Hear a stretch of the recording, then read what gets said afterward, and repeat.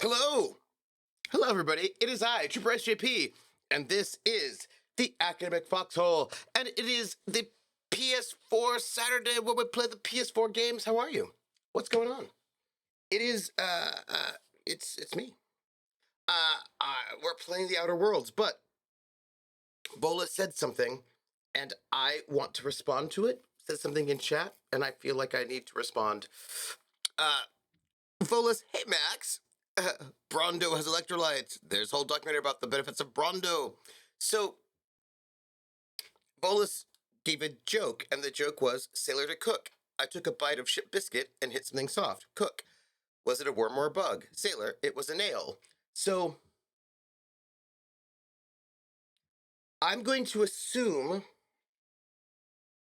that what that joke is about is that the nails that put the ship together are bad, I'm going to assume. But for me, when I hear that joke, all I can think of is that one part of Sweeney Todd when Toby is down in the bakehouse grinding the meat, and it's the very first time that Mrs. Lovett has allowed him to do so. And so he's grinding the meat for the meat pies, and like he's eating a meat pie because he's taking a break, and he's eating the meat pie, and he's like, oh, I like black hair. Oh, Mrs. Lovett's hair isn't black though, but oh, this must just belong to like, some cow or whatever. So then he's eating, and he's like, a fingernail. Oh, and then he's like trying to pound on the door. Mrs. Lovett, let me out. And then of course, like a dead body comes through the chute, and like he's like freaking out, and it's all bad. So anyway, I do not think that that joke is actually about fingernails and Sweeney Todd and cannibalism. Maybe, but like that's the only thing I can think of with that joke is cannibalism and meat pies. Although maybe it is a cannibalism joke. I'm not certain. Uh, you'll be starting Alone Against the Wendigo today. Oh, are you really? Oh, that's awesome. I have got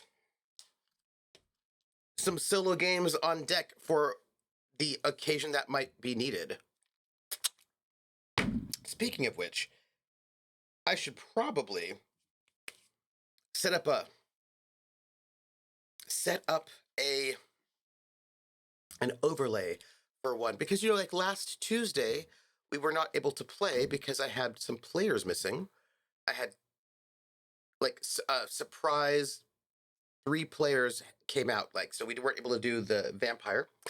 Uh, and I like to have like a solo game up and ready for such an occasion, but I don't think I currently have one ready on the overlay deck. So I think I should make sure I'm going to make sure I do that today. Probably I'll have something set up. So if I have to do a one shot, I can do a one shot. The problem is I've been wanting to do thousand-year-old vampire, but that is not a one shot. But I'll just put up got a bunch of different. I've got a bunch of different one shots. Well, solo RPG one shots, and I should definitely get one ready because sometimes, like, I cannot. You know why? You know why? Looking forward to my solo games. Thank you. I think it's because the biscuit is harder than the nails, but you're. Oh, Rissa has a very good point. I think the joke is meant to say the biscuit is harder than the nails, but your mileage may vary. That makes a lot of sense. That makes a lot of sense, and I will tell you why in 4 seconds. Volus is like, it's about how the ship is deteriorating, and Nail has found its way to biscuit batter. Okay, all right. Max, I'm looking forward to your solo games. Yeah, what I just need to do is get one set up so that if at the last minute I hear that one of the players, like, usually I will not cancel if one player is missing unless it's like something very, very serious. But like if I'm gonna get 2 out of 4 missing, then I'm gonna have to like go. But I should go and set something up. But the thing is, for like a surprise insert, it needs to be something I can do in a one shot. You know what I mean? So I need to yeah, I have things on deck. I have things on deck. And I just need to get them ready. Did you see that they have a new Alone Against? I did see that. Thank you for that heads up, Rissa, because that's very exciting. Max says, I figure as long as I own a copy in the second edition reprint, I'll go old school. There aren't even temporary insanity charts yet. Nice. Nice. Volus missed a free. See, that's the thing, Volus. You missed a free cannibal joke. That could have been a cannibal joke and you missed it. I am so sad. Alone Against the Static. Oh, that looks good. Hey, that gamer share. Good time zones. Okay. Oh, thank you for the nerd shelf. So the thing is, my nerd shelf is not finished. I.e., I still have boxes of RPG books that I have not unpacked yet. And this is all. So, like, here's the thing. This shelf actually goes up to the ceiling, and I am not freakishly tall, so I cannot use most of the taller shelves. That is not a thing I can do. But the shelf right above this one is still easily usable. And I still have some boxes of RPGs that I have not unpacked because when I went to Atlanta and New York, I did not take all of my RPGs with me. I just took with me the things that I thought that I would run, that I would GM or play in that year and a half. So that I needed in hard copy form. So a bunch of things are not here with me. Well, I mean, they're here. They're in the other room in a box. And I need to unpack them. I've unpacked some. Like, there's a little bit of my GURPS right there. But before I moved, GURPS took up basically the entire shelf. And right now it's only this much of the shelf. And all that's Traveler, which is new. Most of this here is stuff that I have kickstarted and has come in.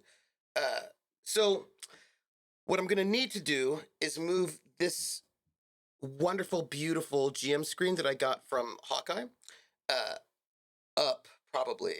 Fill in this entire shelf with more RPGs. And I probably still am going to need a bit more space. There's a bottom shelf down here.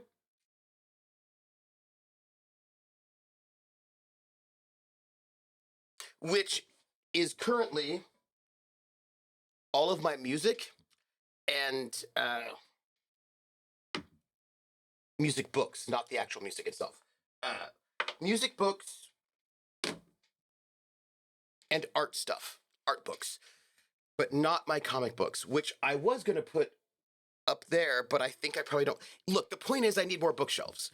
That's the point. Now I'm just letting you know I need more bookshelves. That's what it is. Uh, that's what I need. Uh, yes. I love that you love Sweeney's. Oh, I love Sweeney Todd. I love Sweeney Todd. Sweeney Todd is my favorite musical. Sweeney Todd is my favorite musical because I'm Gen X. That's what I'm gonna say.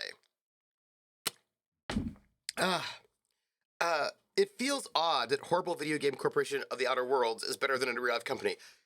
Yeah. Use the tallest shelves for games you never play. Max, I would probably use the tallest shelves for.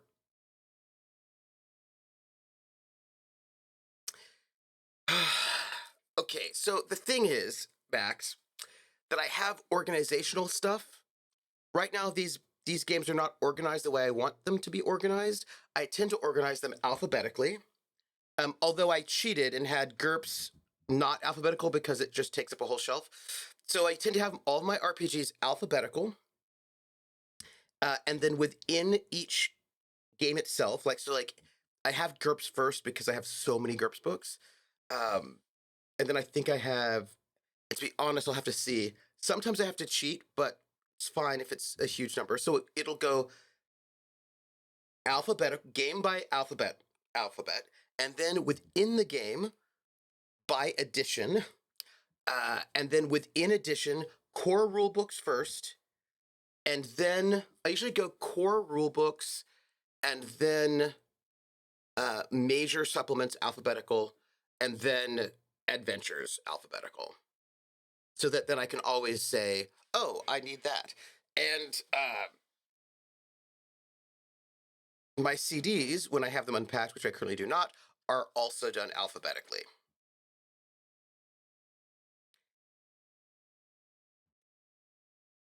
But this way, so I can know where to find things.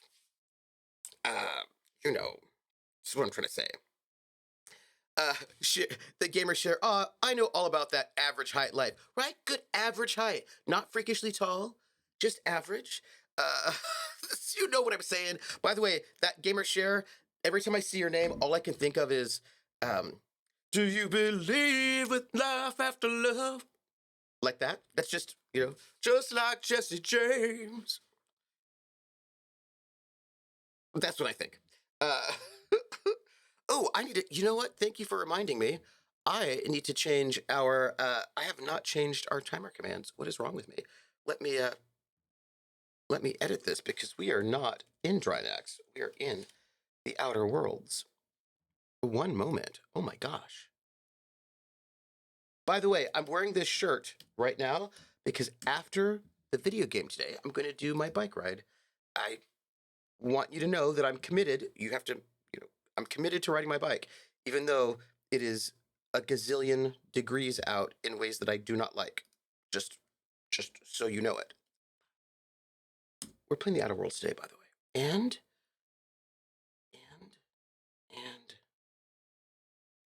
oops. There. Good. Fixed. Let me see. Same. Our house would be way less cluttered if my roommate and I could get to the high shelves without a stepladder. Yeah. Clockwork Leopard, GURPS deserves a lot of space. Yeah, and I have a lot of GURPS books. Thank you, Rachel. This is the best nerd shelf tour ever.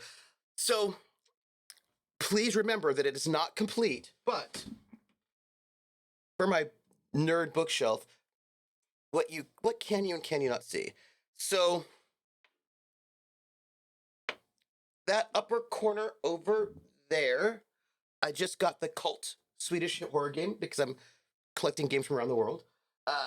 And over here is like these are games I'm currently like on deck. So, display. Very nice. Oh, there's something you can't see that I am going to show you. It's very exciting. Just because you can't see it in terms of timing. But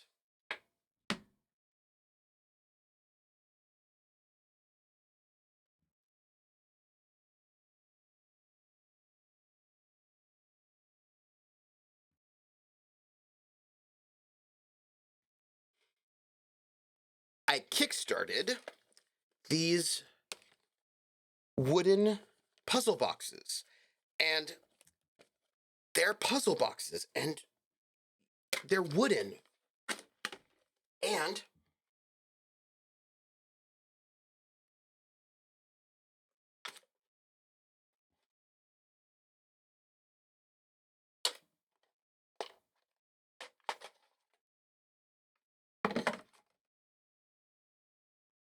this one here is Camelot. I've not solved it yet, right? But so here it is, right? So this is Camelot.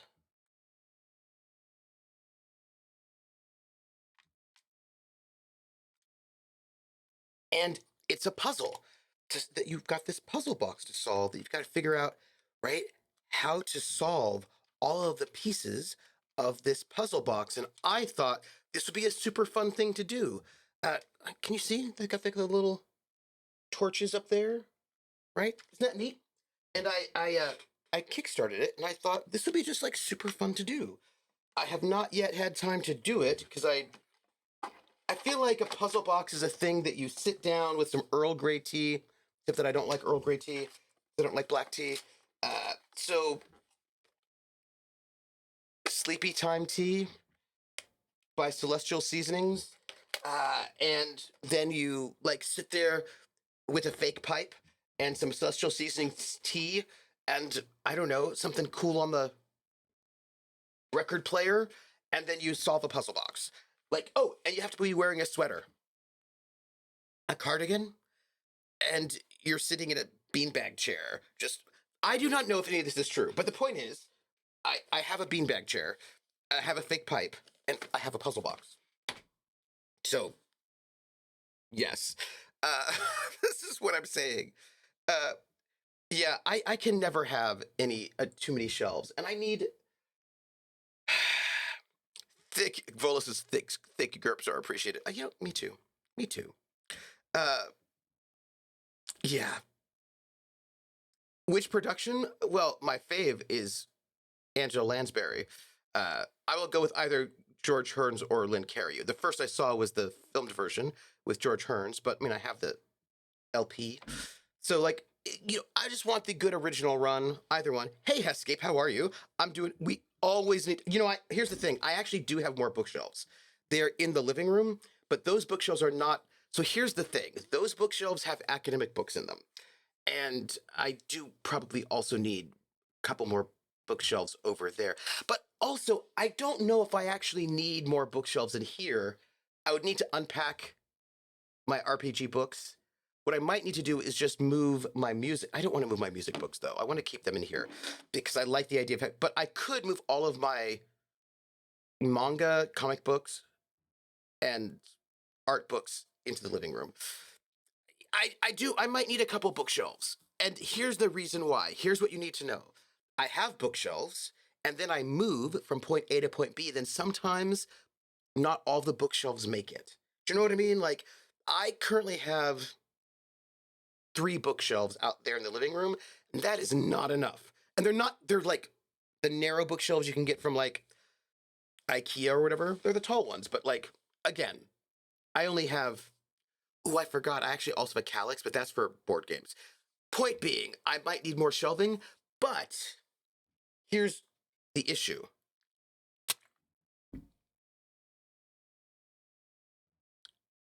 I don't know how long I'm going to live in this apartment.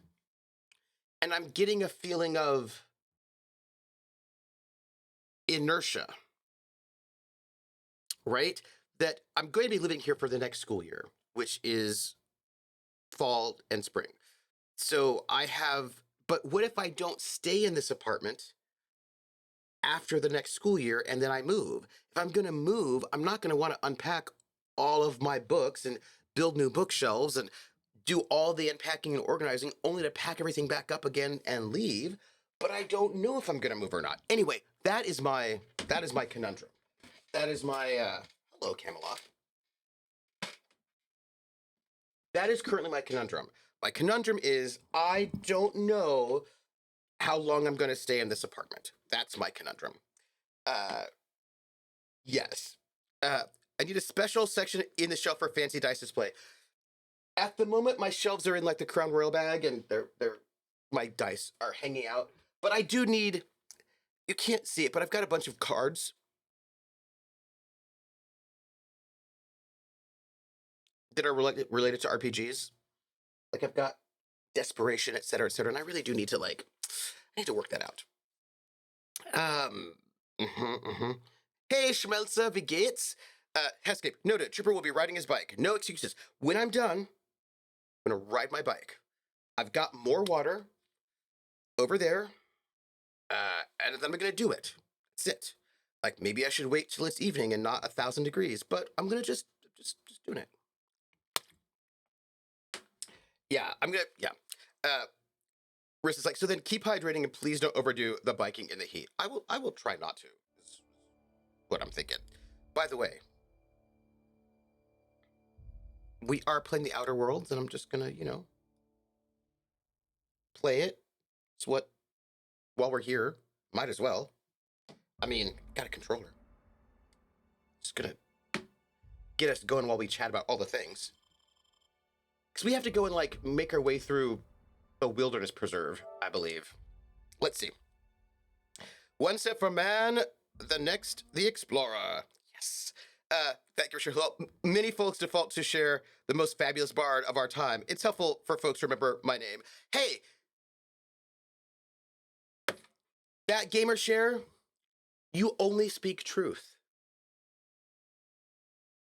There are very few artists who've had hits in as many decades as, like, Cher.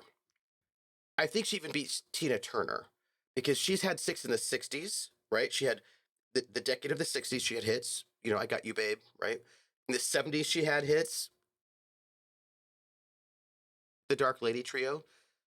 80s, she had hits, like It's in His Kiss. 90s, she had hits. Do you believe in life after love, I Name think? game. Well, she's had hits in like 5 decades, is what I'm trying to tell you. Not many people have that track record. She is indeed the greatest bard of all time. Also, I just realized, not my... Excuse me. One moment. Thank you.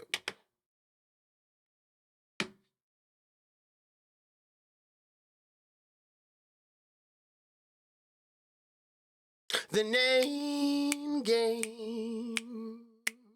Come on, everybody. I said, now let's play a game. I bet you I can make a rhyme out of anybody's name. The first letter of the name, I treat it like it wasn't there. And then a B or an F, or an M will appear. And then I say Bo at a B, then I say the name, then banana, fanner, and foe. Then I say the name again with an F, very plain, then a fee, fi, and a mo. Then I say the name again with an M this time, and there isn't any name that I can't rhyme.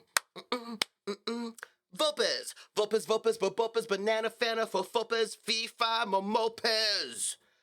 Vopers, the name game. Thank you for that resub, Vulpes. So 60. Soon I will get Twitch Social Security, right? Yep. Also, I think you're already eligible for Twitch AARP. Apparently, you're eligible for Twitch AARP when you're 50. What's up with that? Nobody. Reese, the Northern Shaman. Hello, my lord. How are you doing this fine day? I'm doing very well. I'm going to go on my bike right after this, which just makes me feel pretty like I'm feeling good about it. I am behind on my trip, but only a little bit. I'm currently doing the Conqueror Challenge, and the Conqueror Challenge is like it's a website. You pay like 20, 30 bucks or whatever, and you do a virtual race. And I am currently doing the Ring Road, and the Ring Road, here so you can see it. Man, it's not gonna be the best. Ooh. The Ring Road is 800 and something miles around Iceland.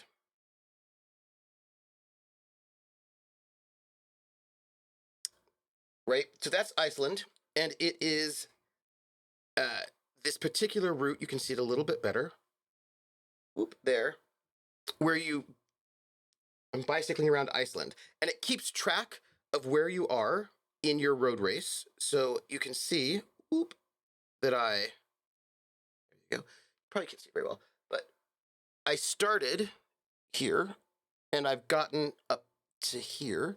And what's cool about it is they also will send you these virtual postcards with like really cool like images of where you're at, like how far, like here's like you've hit the so and so falls, and here's like this little postcard of it. So like it'll like show you where you're at. It's got where is it? It's got Street View, so you can here I can show you. You can actually see that is currently where I am in Iceland.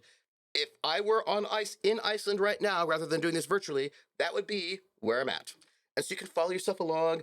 Also, every 20% of the route that you finish, they will either plant a tree or remove 10 plastic bottles from the ocean. So and it lets you know how much time you have left to go. I am just a little bit behind on my goals. I have completed 14% of the distance I wanted to finish, but 20% of the time. So I've got to not skip my bike ride today, and I will catch up. I'll be fine. I just need to not die of heat stroke or anything like that. That's it. Need a special edition shelf for the fancy dice display. Let's see. One step from man, the next the explorer. A wooden puzzle box that's wooden. What will they think of next? I don't even know. Uh, it's also, and Volus also notes it is also a box. Biscuits. That Gamer shared. Dope. I love puzzles. Laser printers are incredible magical things. Aren't I am excited about the sci-fi future that I currently live in. Marissa says, not in this weather. Sounds like a wintertime stream. Chat with Trooper Lloyd tries to solve his puzzle box. Yes. Same favorite production for me. Angela was the best Mrs. Lovett. I mean, I thought she was great. I actually did like, what's her face? Helena Bonham Carter. I actually liked her Mrs. Lovett. I mean, she's not the same as Angela Lansbury, but I did like her Mrs. Lovett from the film. I just did not like Johnny Depp as Sweeney Todd. I did not think he was a very good Sweeney Todd. That was me. Kitchen Bratlin says, good morning, afternoon, Trooper, and chat. How y'all doing? How was last night's game? Kitchen Bratlin, last night's game. I was up a little too late post-game chatting with Lindy, but last night's game, Kitchen Bratlin, last night's game.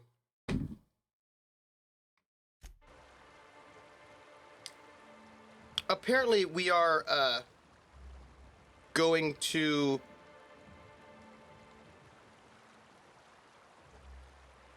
check out what's in here. Last night's game.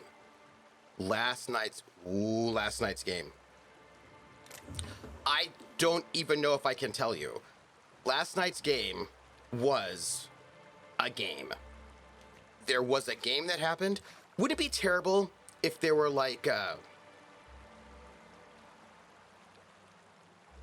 cannibalistic humanoid underground dwellers here?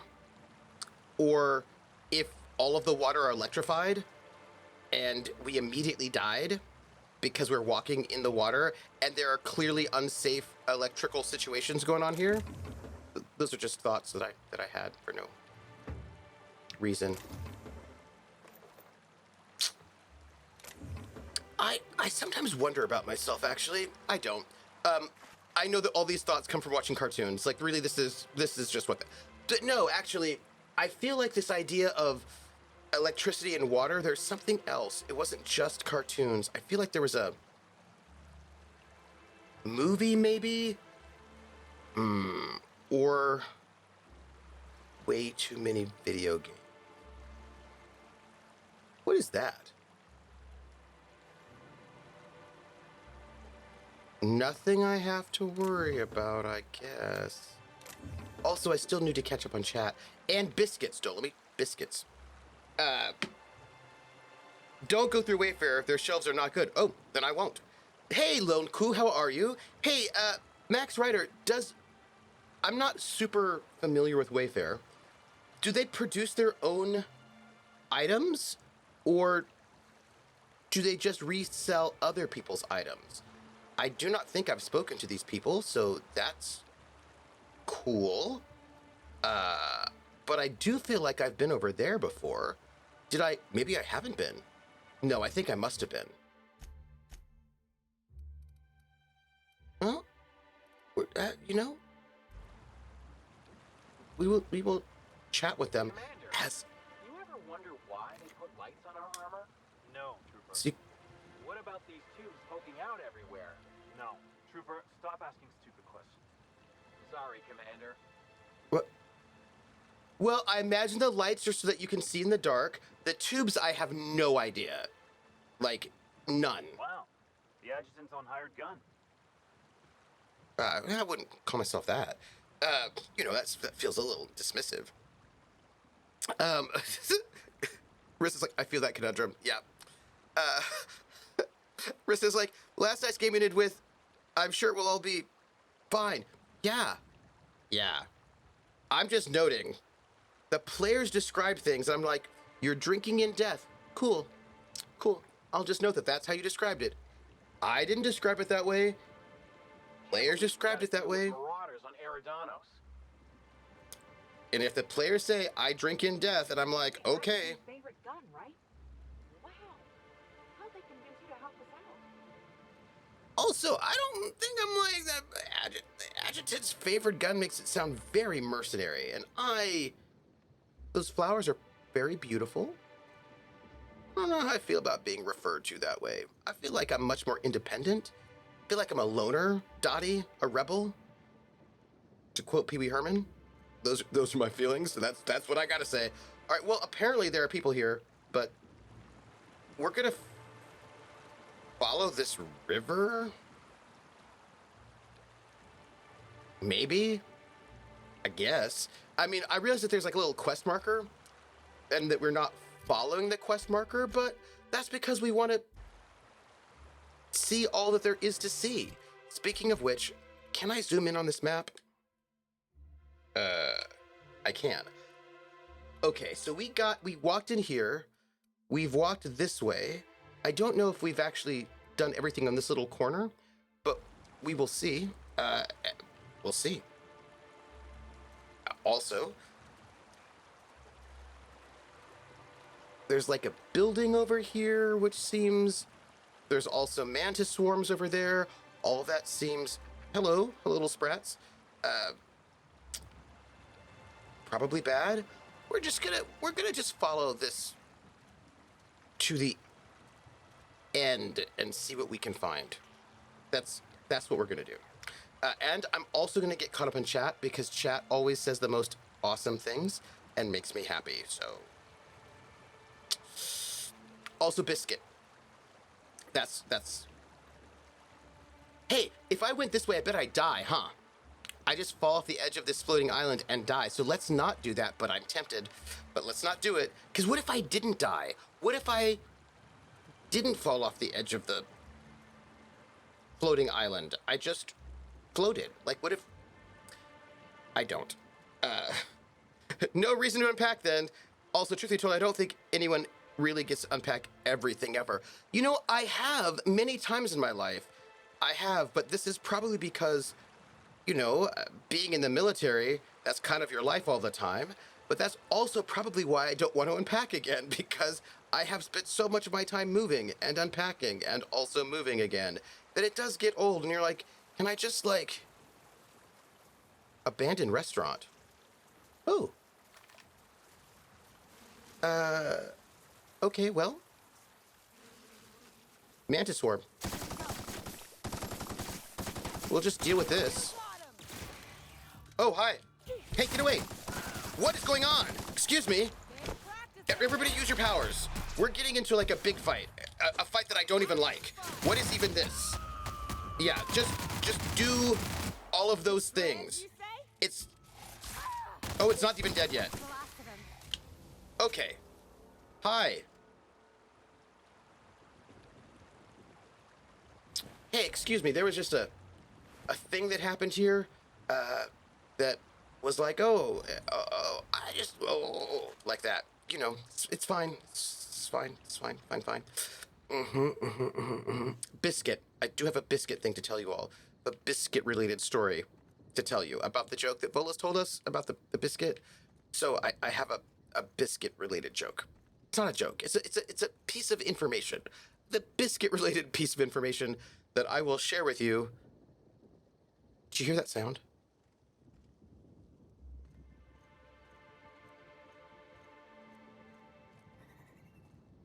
Okay, it was just a bird. It was just a bird. Okay. Nothing to see here.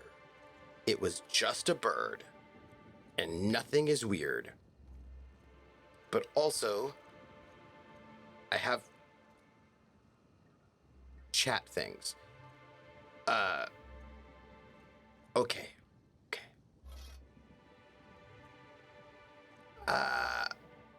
I wonder what the story is with this abandoned restaurant. Like, how long ago was it abandoned? Who used to eat here? Why was it abandoned? What happened? Those are just questions that I have that apparently I may never know the answer to.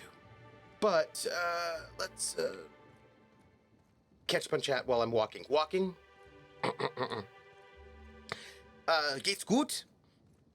It's good, geht's. Just waiting for my flatbreads that you're making me finish. Oh, Schmelzer, that sounds good. I actually do need to make more food in the cooking while, which, by the way, it's Saturday, which means, hold me to it, I'm going to make tuna casserole today because I should be making more food. I've also run out of yogurt, so I should make granola. So my goal for today would be to make some granola and some tuna casserole. And heck, maybe I'll even make some Vanillekipferl, some German cookies that are, I don't know how you would translate Kipferl, crescent maybe? Like vanilla crescent cookies? They're made with almond flour and vanilla sugar, powdered sugar, vanilla powder. They're very delicious. People often have them for Christmas, and it is not Christmas, but if I eat them, maybe I'll feel like it's not as hot as it is. Also, this is a wall. Somebody has built a fort. Do you hear monsters? I don't... Oh yeah, there's a monster over there. That's cool. We're going to ignore that monster. We're going to eat food because apparently food eating is a thing that has to happen. And also, I'm going to read chat. Because chat is just more interesting than not chat. I feel like chat is full of joy. All right, let me eat some woolly curds. Salt tuna.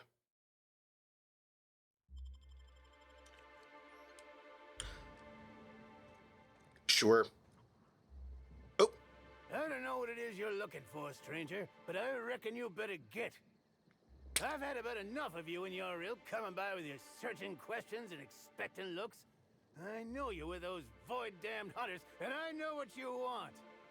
I Well, don't... You ain't getting it. I don't know what you're talking about, old man Cyrus Walgren.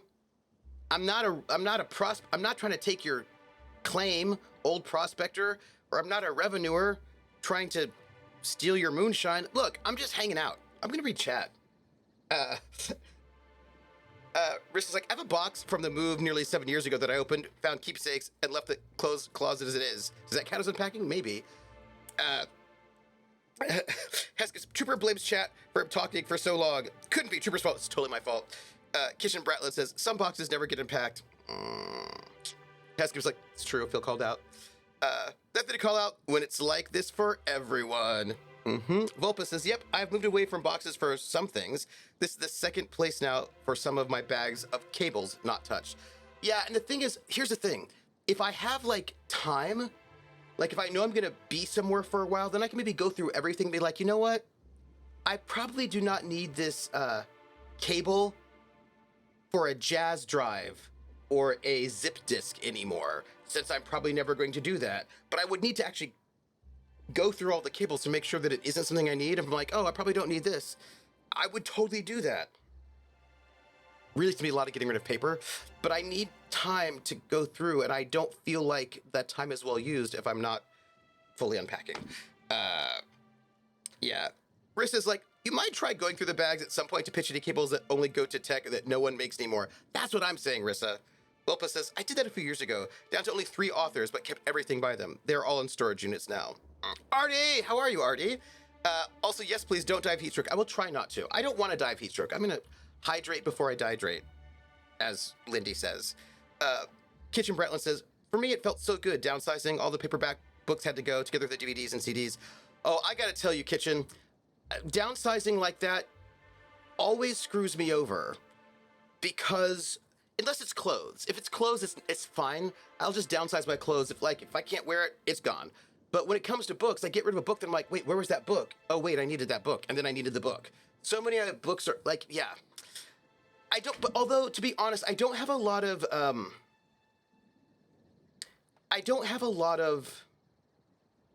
books that are a lot of gaming books and a lot of school books.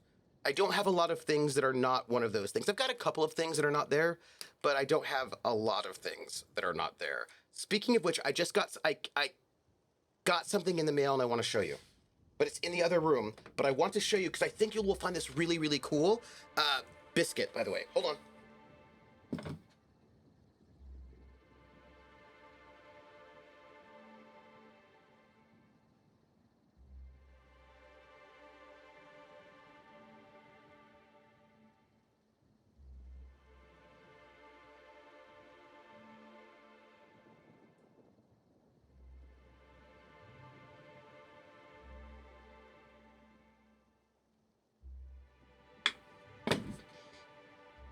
Okay.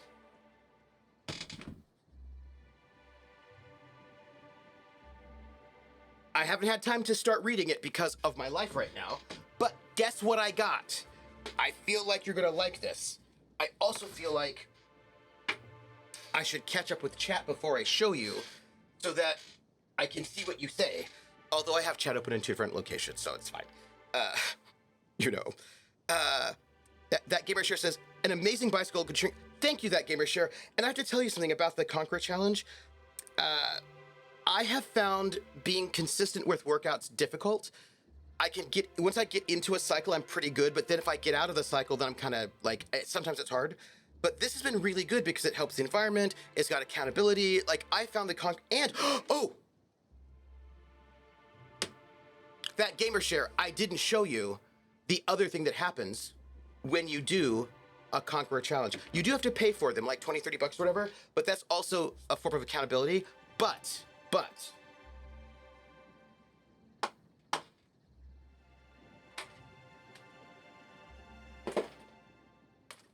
that's not all. That's not all. When you complete one of your challenges, and it doesn't have to be bicycle, any kind of, like you can do walking or jogging or bicycling or swimming, any kind of thing. But when you finish, you get a medal. And the medal is designed around whatever challenge you've done. So this one here, show you. This one I got for completing the West Coast Trail. And like it opens up and there's a little compass in there. And the ribbon is thematic, and the back of it is also really beautiful. It's got like a lighthouses and a wreck. This was in Australia, the West Coast Trail. I did that one. This one here, oh, one of the first ones I did, the Road to Hana, which is in Hawaii, and it's got like the ribbon is like a lei, and it's got like a surfer in the back. It's very cool. Speaking of which, I think I wanted to go and get some display boxes for these so I can put them on my wall because I never display anything because I'm sad. And then I got this beautiful one. This is the one I did when I did the Romantic Road in Germany, which is like 200 and something miles. So that's, and it's like a beer stein. Like, how cool is that? And like, it's got a cool back. That was one of my I think the road to Hana was not my first. My first one was Hadrian's Wall, riding all along Hadrian's Wall in the UK, which was super fun and cool. And then this one here, the Great Ocean Road, also in Australia. So anyway, you get like a cool medal too. And I need to actually display these cool medals on my walls at some point. But like, that's like, yay for me. I didn't, there you go. Just wanted to share. Load was like, I meant to stay awake to the beginning, fell asleep after 15 minutes, and when I woke up, my cell was out of power. Oh no! Rissa says, I have a bunch of VHS tapes and no working player. I have a bunch of VHS tapes, but the thing is I've been trying to digitize them, and I was able to digitize quite a few of them. I have a VHS player that will convert to digital, and I need to actually I need to digitize I don't have to digitize all of my VHS tapes, but I've got a bunch of VHS tapes of me when I was younger doing theater and things and like musical performance. Like I was in a band in the military, and I've got VHS cassette tapes of me performing back in the Army, and I've got VHS cassette tapes of me in plays, and I just need to digitize all of those is what I'm trying to say. Kitchen says, I found my mother's old slideshows. Need to get those digitized somehow. See, that's what I'm saying. Yes. Rissa says, my dad's mom keeps giving me old photos. She's 102. The last batch had some slides. I would like to figure out how to digitize those as well. Actually, I'm pretty sure there's a way to do it. I've got to figure it out. The projector is there with them, but it needs a new light bulb. Your nearest photo store could probably help you out if you have one of those. Yeah, I feel like there might. Yes. Rissa's like, I don't know if local photo stores exist anymore, but it's a good thought. I bet there's an online place that you can like send them your slides and they'll send you digitized versions. Bolus says, museum creators might know a guy who knows a guy. Usually museums have obscure formats from Super 8 to other film reels and whatnot. Yeah. I could say first. I should probably do that, yeah. How many times do you think Trooper is going to say biscuit before telling us? Oh, biscuit. Artie, biscuit. Don't let me forget. I'm going to tell you about the biscuit. Biscuit. Ugh. Editing hunt videos takes so long sometimes. Was it an inland seafood restaurant that made everyone sick? Max Ryder. I'm also almost caught up with chat. When I was stationed in San Angelo, Texas, at Goodfellow Air Force Base, I was in the Army. San Angelo, Texas, third biggest city in West Texas, although sometimes fourth biggest city in West Texas. West Texas does not have big cities, so it's not a big place, San Angelo, Texas. It's not big at all. But if you wanted to go to the fanciest restaurant in town in San Angelo, Texas, you would go to the Red Lobster. San Angelo, Texas is inland. I worried about that sometimes. That's all I'm going to say. Restaurant was closed because it passed heat and safety requirements and got green light from OSHA. That's probably why, because you cannot have OSHA compliant restaurants in this world. Rista says, did the game not let you go into the restaurant? No, it didn't let me go in. I checked the doors. Rose like cookies. We are adults. Cookies are a legitimate breakfast, lunch, dinner. You can make breakfast cookies. I don't know what breakfast cookies would look like, but I bet you could make them, and they would be delicious. If you put fruit or chocolate in them, then they're healthy. Yeah. You are delightful, indeed, chat. It's true. Dad, you're under arrest. I need to do some cable downsizing too. Tagging with labels. Ooh, tagging would be good. I want to show you. So I would. Oh, biscuit. So I have this webcam over here that's not currently turned on, but I like to use it to like show you my synthesizer or other things I've been thinking about. But it's the cable's too short, and I was like, what do I do? And then Lindy's like, oh, buy a USB extension cable. And so I put it in my Amazon cart with some other things that I need to get, but I have not pressed buy yet. And I do need to do that because if I can move that over, I can show you some stuff that I wanted to show you. I had some thoughts. I'll show you. Vulpus says the problem with getting rid of cables from old tech is when you need it, you can't get a replacement. It's true. And sometimes you get rid of cables and you realize, oh, actually, I needed that. You know, when you have a cable, you're like, what is this cable to? Nothing. This is some weird, random, old, lost cable I don't need. And you get rid of it and it turns out it was the cable for your fan. And now you can't use a fan and it's hot. You know, biscuit. Poor Babaginator was forced to downsize his book collection. He lost some really good loot. Yeah. But wait, there's more. Just one more thing. Right, kitchens, like those metals are awesome, and some of them are like even the newer ones are really really cool. And actually, I'm not doing them. I'm doing like the real world ones because I really like seeing the real world like map of where I'm at. But they also have a Lord of the Rings one where you like I suppose you walk to Mordor. One does not simply walk into Mordor. Apparently you do. And the metals they give you come with a ring. So you actually are carrying the ring. You're the ring bearer, and you carry the ring all along the route to get to Mordor, if you're into that sort of a thing, which, as it is. There should be local Campbell stores, maybe expensive. Personal experience. Don't get the crab legs in Page, Arizona. Don't do it. Don't do it. Artie's like, I thought everything was bigger in Texas, though.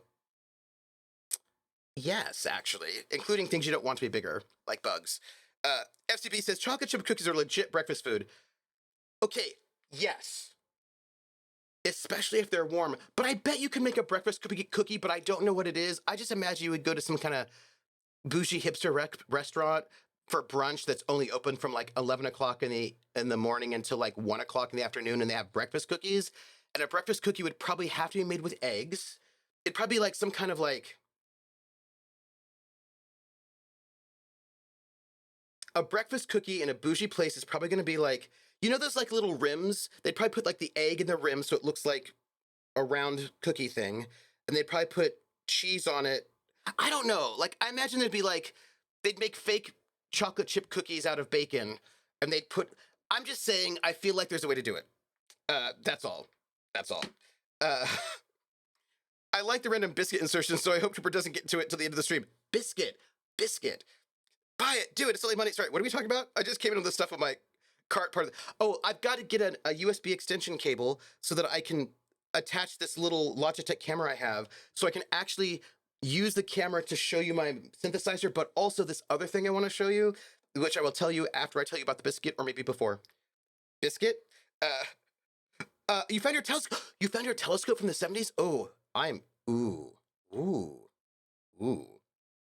Telescope. Next topic of conversation after biscuit is hobbies, old hobbies. Rissa says, I just looked one up and I don't see anything on their site about slides, but they will convert VHS to digital. At this time, we're only doing standard VHS tapes to digital, $25 a tape for 5 or less, $18 a tape for 50 or less, 50 or more. Huh, I can do it by hand. It just takes a long time. Because my life isn't cluttered with superfluous things, it's not complete. Fair. Artie says, wouldn't a really bougie place be too bougie for cookies? No, that they wouldn't be, but they just make the cookies like $1,000. You know. Vulpus says, be careful with using USB extension cables for webcams. Maybe worth just buying the longer cable sometimes. The connectors can cause enough loss of signal to affect it. Thank you. Lindy said that as long as you don't go over 15 feet, or 16 feet, you should be fine. So we're going to test it out.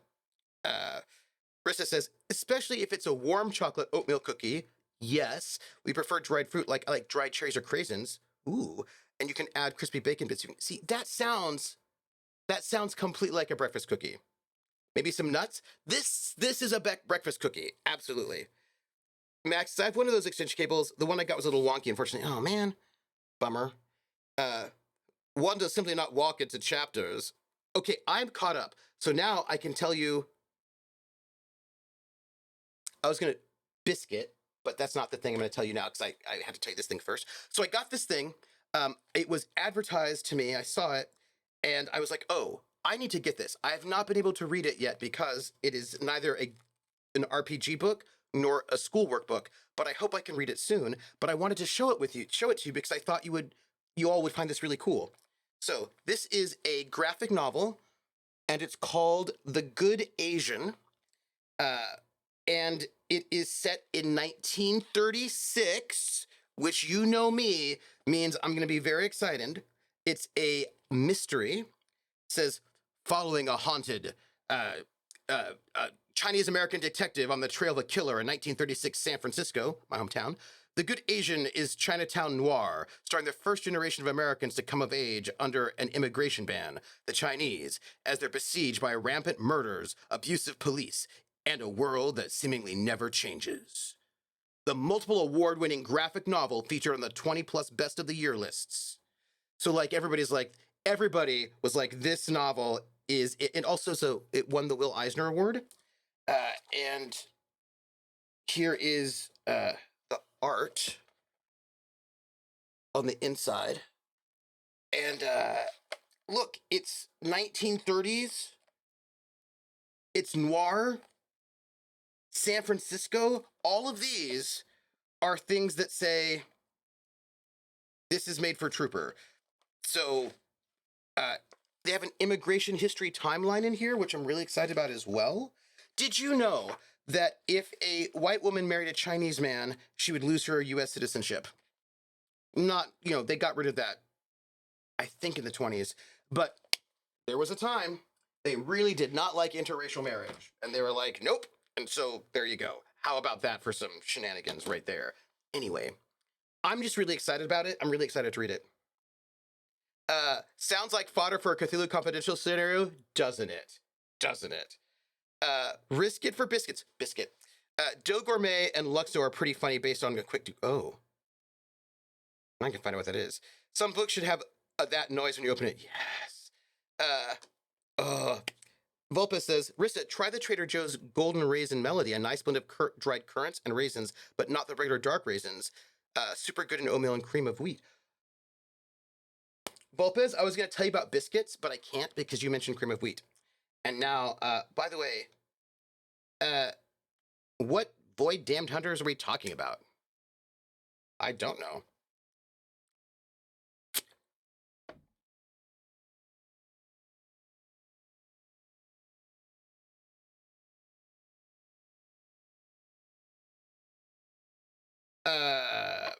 Poach you out of your best friend? Are they a tossball player or something?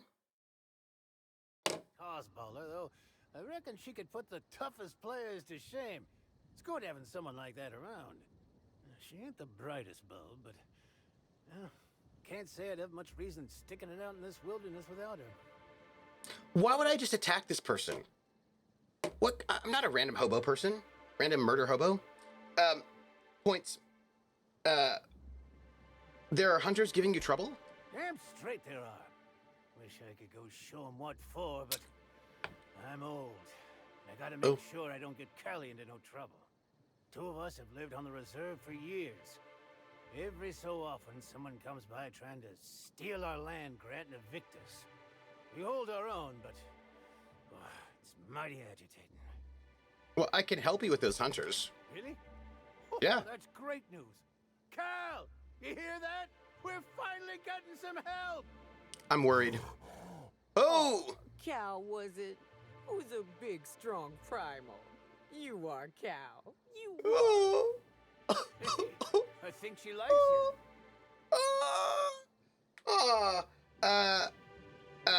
I could just attack. Why would I do that? If they're, Okay, wait, though. There are two situations here. We've got two options going on. Here. Biscuit, by the way. Biscuit. Option one. Primals are misunderstood. They're tameable. They could be person's best friend, perhaps, and that's what's going on here. And Nyoka responded very positively towards this primal, so I'm inclined to go with that because Nyoka's my buddy. The other option, and Krellin knew that would be the case, but Krellin was right. The other option is that this guy's a little bit like that grizzly guy, that grizzly bear guy that was like, I'm gonna go hang with grizzly bears because my friends are grizzly bears. And the park ranger's like, grizzly bears are not your friends, they'll murder you. And then they murdered him. So I don't know which one it is, but, you know,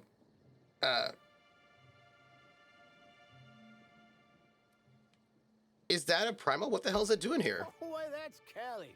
I raised her myself when she was wee, and I was one of the first zookeepers at what would have been the Rizzo's all-natural caged animal park.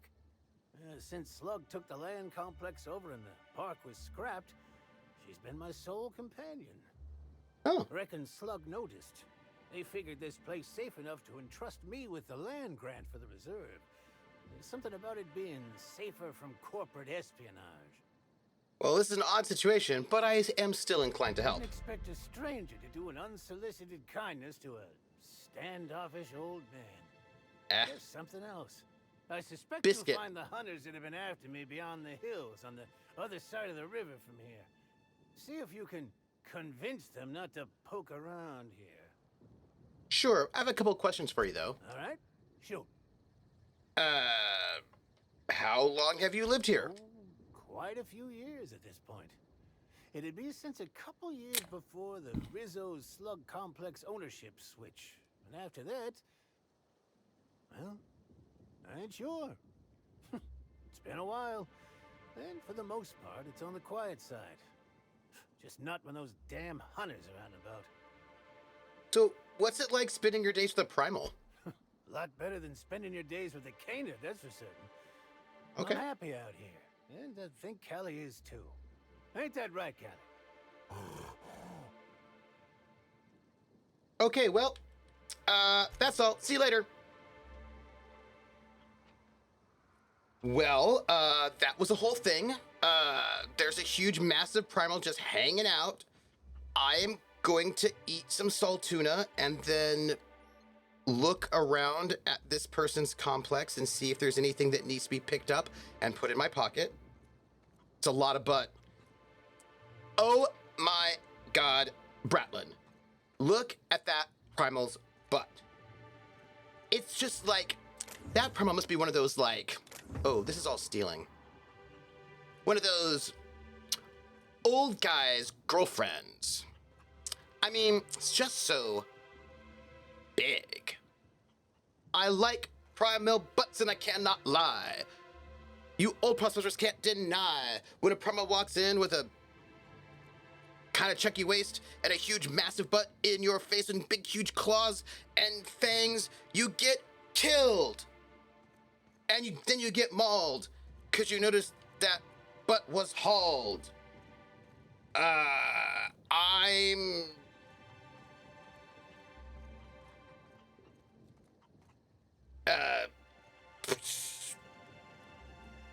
nervous by its armored plates that it's wearing. It's violent and I can't stop staring. Oh, hunters, if you want to go cheat some punters, then,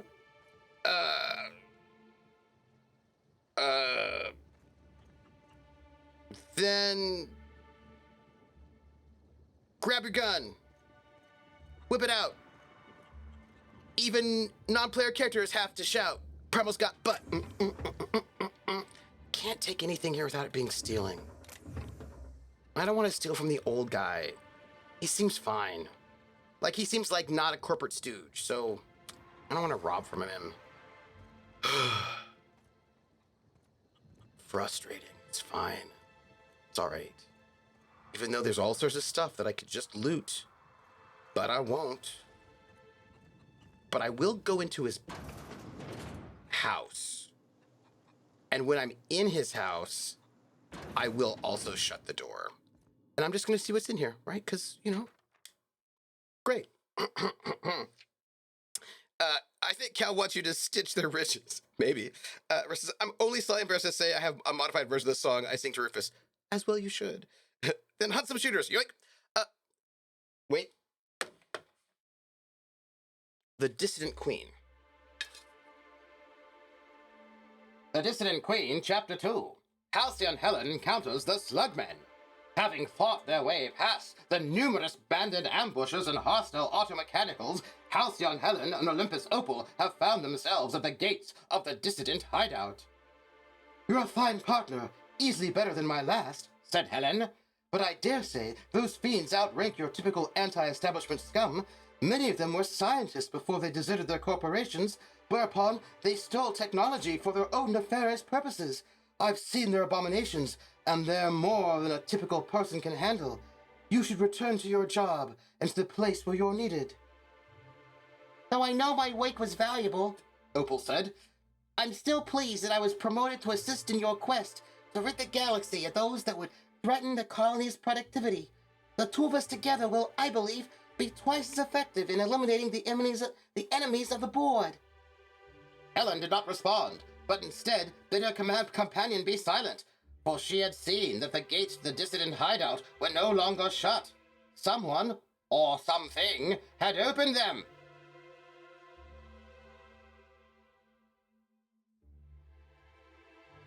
Olympus Opal's gonna die. Just so you know it. Just gonna die. Makes me think about a cover I saw recently. Carolina Vulpes. Cream of wheat, biscuit. Vulpes, the Carolina Chocolate Drops cover of Hit 'em Up Style is so good. It is so good. It is so good. I love it. I love it. It's one of my favorites. There was a time, so you know, I teach, right? And one of the things that I like to do when I teach, like, it's different now because I'm no longer giving exams in my classes because COVID. So it's just not worth it. Like, it's actually kind of sad that I'm no longer giving exams because there are really good, valuable things that you get out of an exam. But our university's doing fake policies at the moment. It's maybe not the best way to phrase it. They're doing they have policies. So when COVID was full on happening, I'm just not going to steal his stuff. But there is a safe. And that I will steal. I feel like that's okay. But I won't take his food. I'll just take his weapons. Anyhow, we had, I have to go back and talk to those hunters. All right, dude.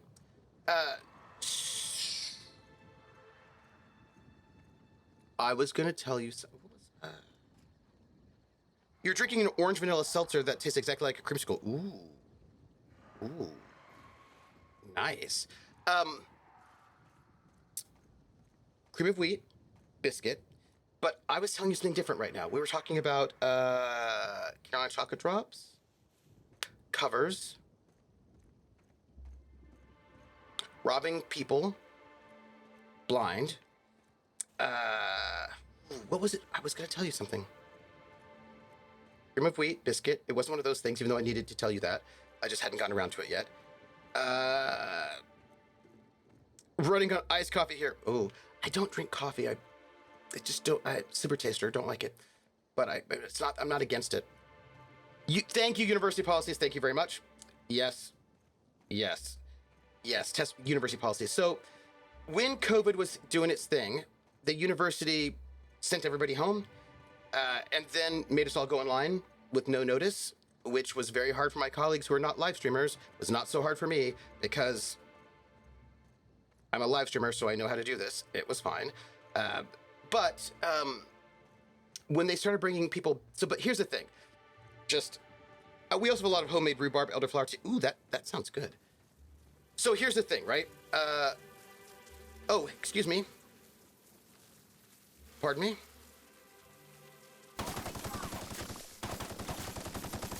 Excuse me? Why?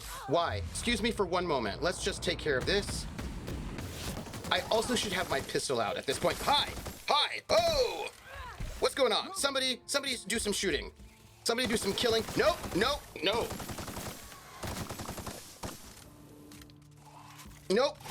Where are my friends? My friends are not doing well. Okay. Excuse me for a second. There was a surprise friend that was not a friend. is what happened. And I feel like they're dead. Hello, friends? How are you doing? Are you okay?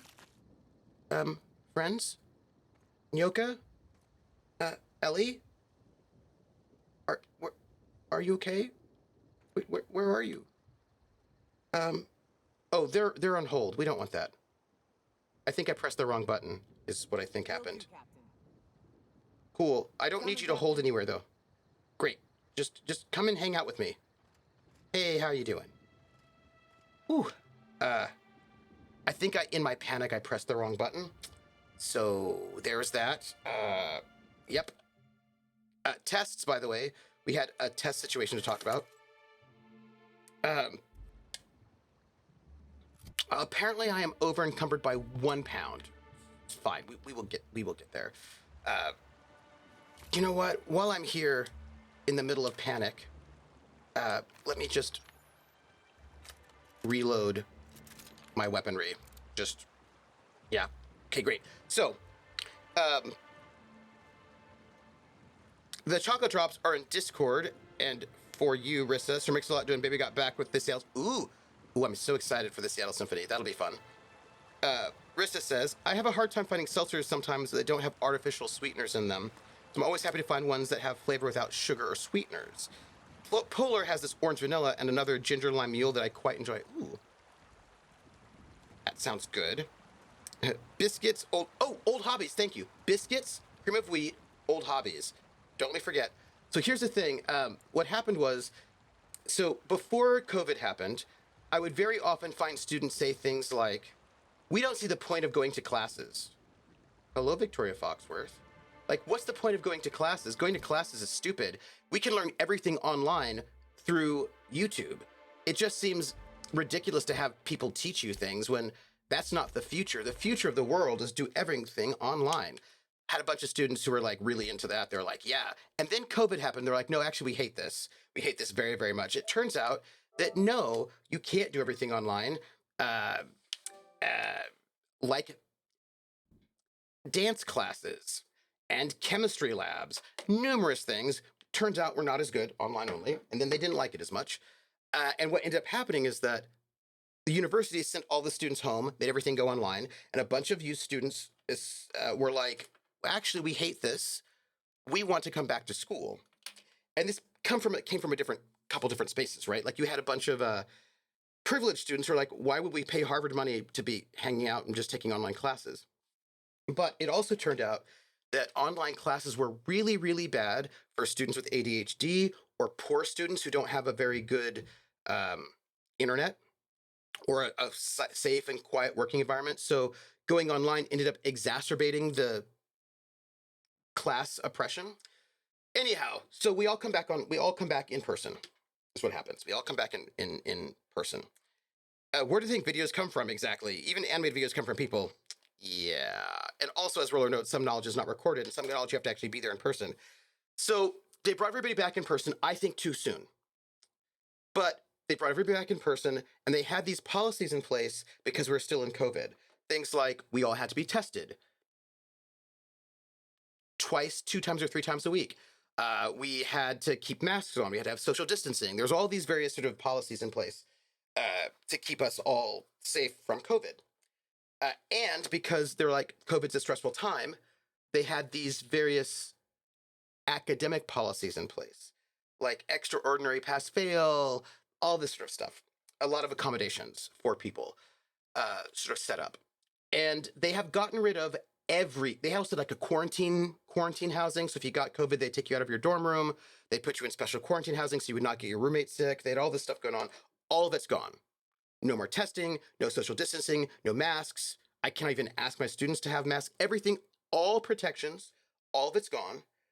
And all of the sort of like the extraordinary pass-fail, all that stuff is all gone. However, they keep sending me emails saying, hey, COVID's over and all, but sometimes students get COVID, and we're not going to give them any notes or anything like that. So what we think would be really great for you to do is that if you're going to give them exams, make it so that they can take their exam whenever they want at any given time, so that if they get sick, they can just take it 4 days later. And here's the thing. If you've ever designed an exam, that means I have to design 5, 6, 7, 8, 9, 10 different exams, because I cannot have an exam and then give the same exam to somebody 2 days later at the last minute. I have to design multiple versions of that exam so that it's fair for everybody. But that is a huge amount of work. It's also a bit of a problem because our university got rid of its testing center. So we used to have it so that if somebody had an accommodation, they needed like distraction-free testing or something like that, or something like this happened, they would go to a testing center. I would send the exam over to the testing center, and then they would go and take the test at the testing center. Like, especially if they get like, we get students who get like time and a half. So if it's a 2-hour exam, they get 3 hours. So they would go to the testing center. They got rid of the testing center. So now as a professor, I have to find the extra hour. Like, I would have to like, hopefully I don't have 2 exams back to back, so I could come in an extra hour and let them do the entire 3 hours or stay an hour late. But the problem is sometimes other classes want the classroom. So I've got to find a classroom somewhere that's not empty for that time period. Not an easy thing to do, to give them this extra exam, blah, blah, blah, blah, blah. So because we're getting no support and we've got to be able to make it so that they can take exams whenever they want, I was like, yeah, I'm just not doing exams anymore. Like, as long as these policies are in place, I'm just not going to give exams. We're just not going to have them because it is logistically a nightmare to do this. And yeah. So I've just stopped giving exams in my lecture courses. I've never given exams in my seminars because seminars are not courses where you have exams, but I always give them in my lecture courses, but I'm not doing that anymore. And it makes me a little sad because there's great value in exams for that kind of course. But also, by the way, we're getting back to the Carolina chocolate drops. That's what the point of this story was. But also, there's this thing that I would do for my final exams for my lecture courses that I always thought was really cool and I really enjoyed. It was a lot of extra work for me, which is one of the reasons why I cannot just do multiple exams. But it was always very cool and really fun. And I'm going to tell you what it is after I catch up with chat. Vulpes says, there is a reason we've had teachers to imbue knowledge for multiple thousands of years. Rissa says, and a video does not intuit when a student isn't getting it. Yep, that's what I do. To be fair, the same applies to some educators, but not to a trooper. Yeah, but I also, I really pay attention, and I always try to, adjust to where we're at. Artie says, also rough for teachers that had poor internet connection. One of my cousins really yes, not all teachers have good internet connection, right? And also sometimes, that's a lot of burden on students to have technology and professors. They didn't give us any training in technology. You don't look like one of my hunters. What are you doing here? Or, look, the reason why my online classes work so well is because I've got a great mic, I've got a good video, I know how to do this, I can do it. But most of my colleagues have not had that training. They've not, I've been streaming for 7 years now, coming up soon. And most of my colleagues have not. And they don't have good technology, and they're being expected to turn their class on. And also an online class has to be designed differently. So anyway, it just was a lot of extra work on us, kind of unfairly. You know what I mean? Kind of not cool, but whatever.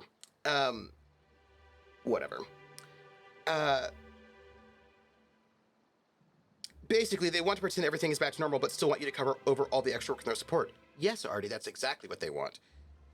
No exam sounds good. It's not great. It's actually harming their educational process a little bit, but I feel like it's the only way to be fair about it. Versus, I think since then we talked to an old dude with a primal for a pet, and now we're supposed to be heading off to scare some hunters, which we're doing right now. Kitchen says, most exams are really only good for people who are good at going to exams. Depends on how you build them, right? You can build exams in very, very different ways. There are many different sorts of exams. They do different things. I feel grades in general are, I don't know, I can't express it well, unfortunately. A lot of people, I don't think, understand grades. I think that's the problem. And I think final projects are better than final exams for actually learning and retaining material. See, it depends on your topic, Artie. There are studies that show that there are numbers of sorts of classes where regular exams are much better, specifically things like math. there are a number of classes for whom people will learn better and retain the information better if you do multiple quizzes rather than just like big final projects. I don't happen to be in one of those fields, so I do not do that. But there are fields where actually it's better to do that than others. I'm not in one of those fields.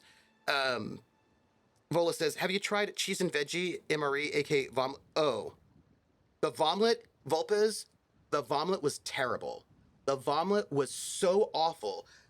It was really bad. The omelet MRE was so bad. It was so bad. I was like, I ate it once. I was like, never again. Nobody wanted that one. Also biscuit. And cream of wheat. Max says, I feel like grades should help the teacher decide who needs more help or less, but I feel like they are just used to play students. I don't know. Like I said, I'm not expressing myself very well. So there's a thing about grades I'll get to in a second. Vulpes says, I'm the opposite because of my organization issues. I test much better than do large papers projects. So basically, here's the thing. There are some people with ADHD who are way better at exams than they are at big projects and vice versa. And for me, they're different forms of assessment. And some are more appropriate for some situations than others, right? So like, I never put exams in my seminars, but I do put exams in my lecture courses, although I don't anymore, which is sad. And they do different things, right? Like there's different sorts of assessment, different sorts of things, and they're not always appropriate at the same time. Maybe I am, and maybe at the I'm different not. levels. What's your business with him? Or with me?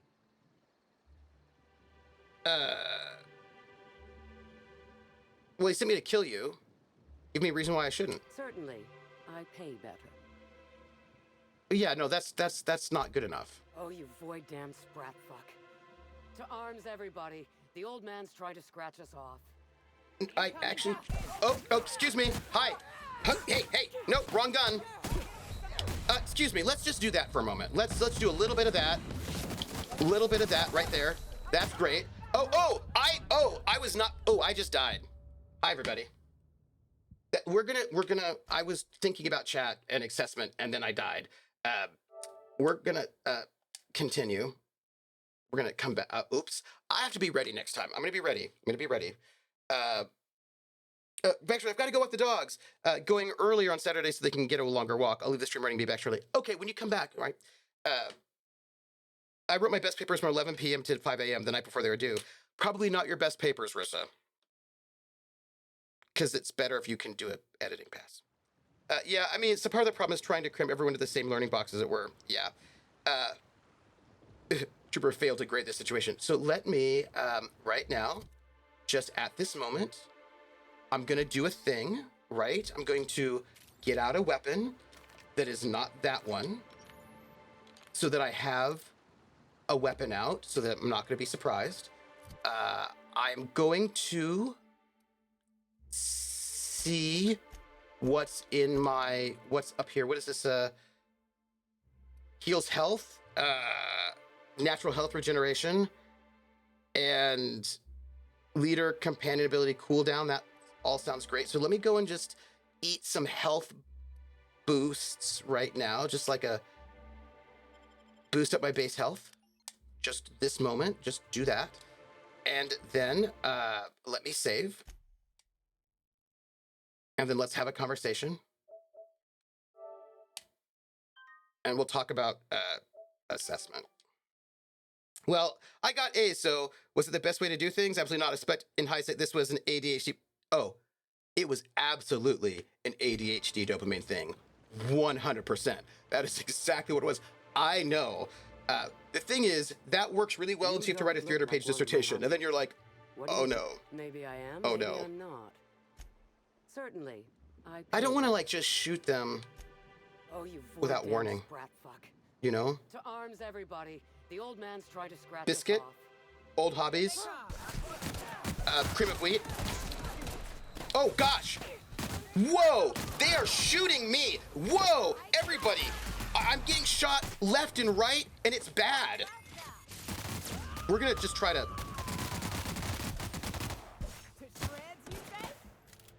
Nobody shoot me.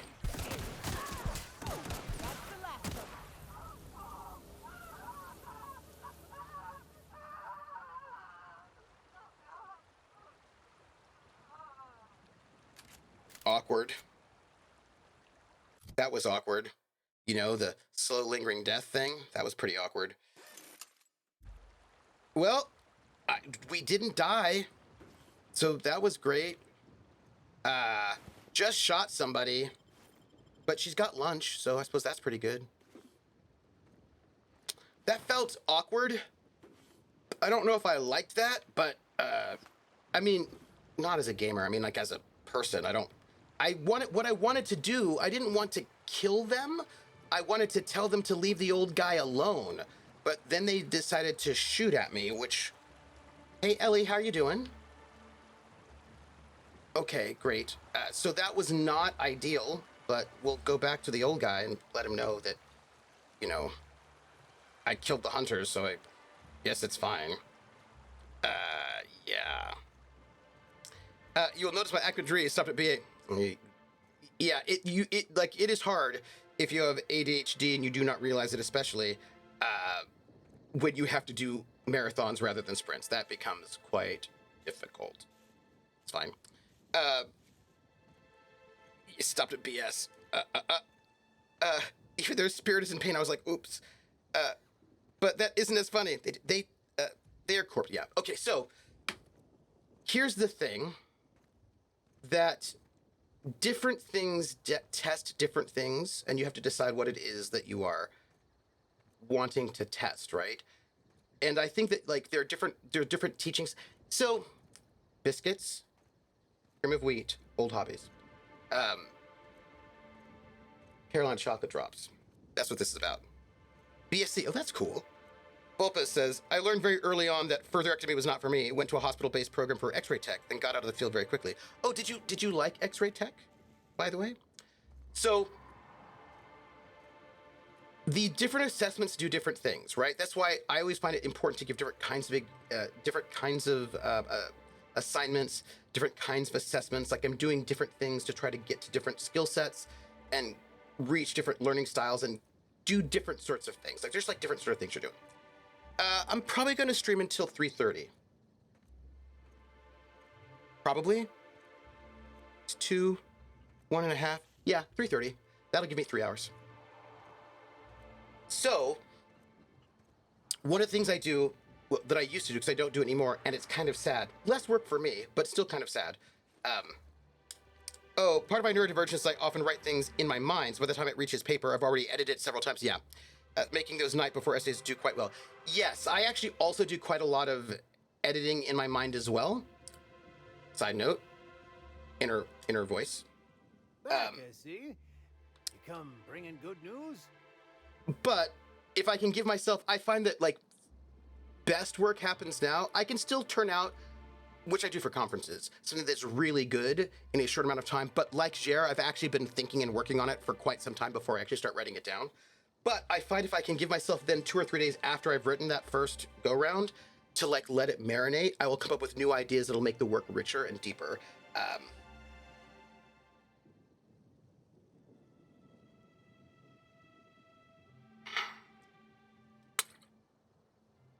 Which is frustrating. Because I work so hard to do really deep and thoughtful work. And I also have to, because I'm not working on traditional music stuff like Beethoven.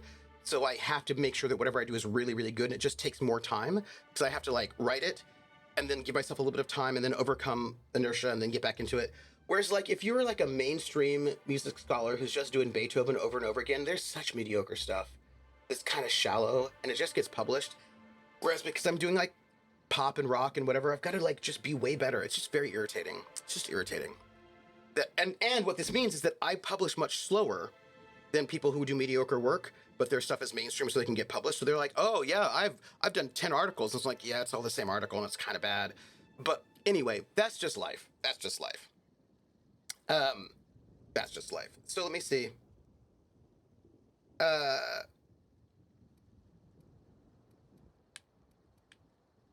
You won't have to worry about anyone coming after you for a while.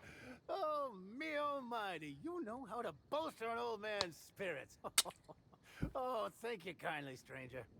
Oh, you're right, Cal. How could I forget? Oh, here's a reward for your trouble. Oh. Hey, back at you, man. I got something cool. I got the pen. I don't know what that is, but I hope it's something neat. What might it be? I don't know. But what if it's like a cool weapon? Or I don't. It is. It's a cool weapon. Neat. I'll think about it later. We'll continue wandering around. Okay. I liked it while in school. Got a job right out of school doing mostly geriatric work and hated it. Part of why I got out of it, but considering that I've been doing AV event work for almost 25 years now, it's what I think of as my true career. You know what? I'm glad that you actually were able to get to do AV work, to find the thing that actually you really love, because that's good. Also, there's a massive mantisaur. I don't know what that is over there. It's a mega mantisaur. Well, that seems bad. I'm gonna shoot that first, because that is mega. So we're gonna shoot that one first, is what we're gonna do. So for my lecture course, what I tended to do is I would have a midterm and a final, not cumulative, and then like a final paper. And then there's like little little assignments during the semester. Okay, cool. Here we go. Let's do that. Let's do that. And I'm gonna do a bunch of that. Get out of the way. Leave me alone. Let's do that. And let's have everybody do all their things. Everybody do all of your things. Everybody, all of your things. You do all of it.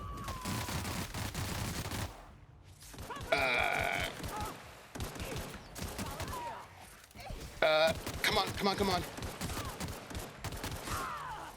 Let's, Mega Mantisaur. Can you all still do more things? Anyone else? I don't know. Do it.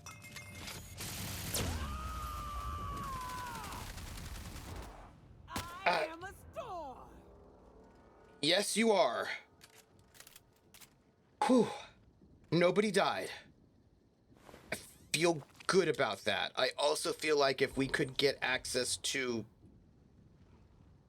There are more mantisaurs up there, everybody. If we could get access to a vending machine, that'd be really great.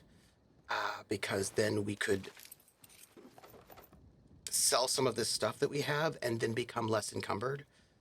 Those are just my feelings. Just so you know. This is my ASMR voice. I'm gonna save. Gonna save is what I'm gonna do right now. Yep. Yep, we're gonna save.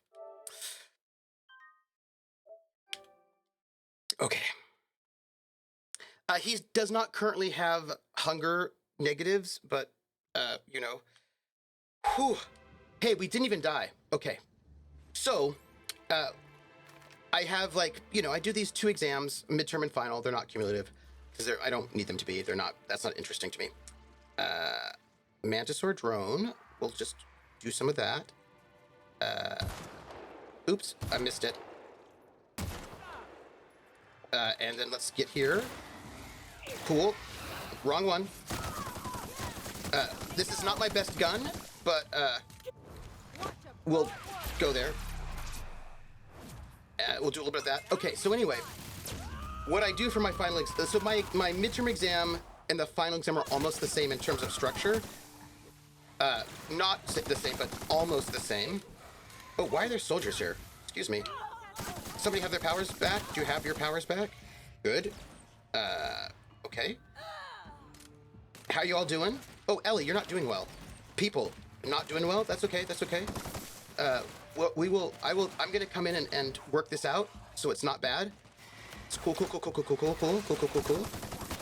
I really should be using my pistol because I'm much better at pistol than I am at this thing, but, because I have like big bonuses on this, so good. Great. All right, so, we're gonna get to the Carolina chocolate drops. That's the point of this. That's the whole point of this, is the Carolina chocolate drops.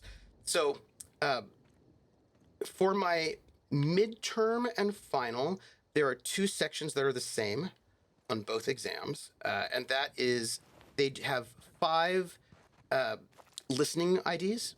So I'll play 5 pieces of music, the first minute twice of 5 pieces of music. For the midterm, it's 5 pieces of music from the first half of the class, and for the final, it's 5 pieces of music for the second half of the class. And for those 5 pieces of music, they have to write down the artist or the composer, the name of the piece of music, the year of the piece of music, plus or minus 5 years. So you should know the 40s from the 70s. You should know the difference between those, what those 2 things sound like. And then 3 true, significant, and relevant facts about the song, genre, artist. Each question is worth 10 points. That's a mega mantisaur. Each question is worth 10 points total, but you get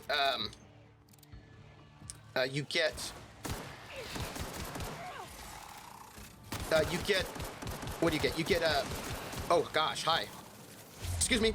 Hi, how you doing? You get hi. You all need to be helping me out some more. Really, you all need to be helping me out way more right now.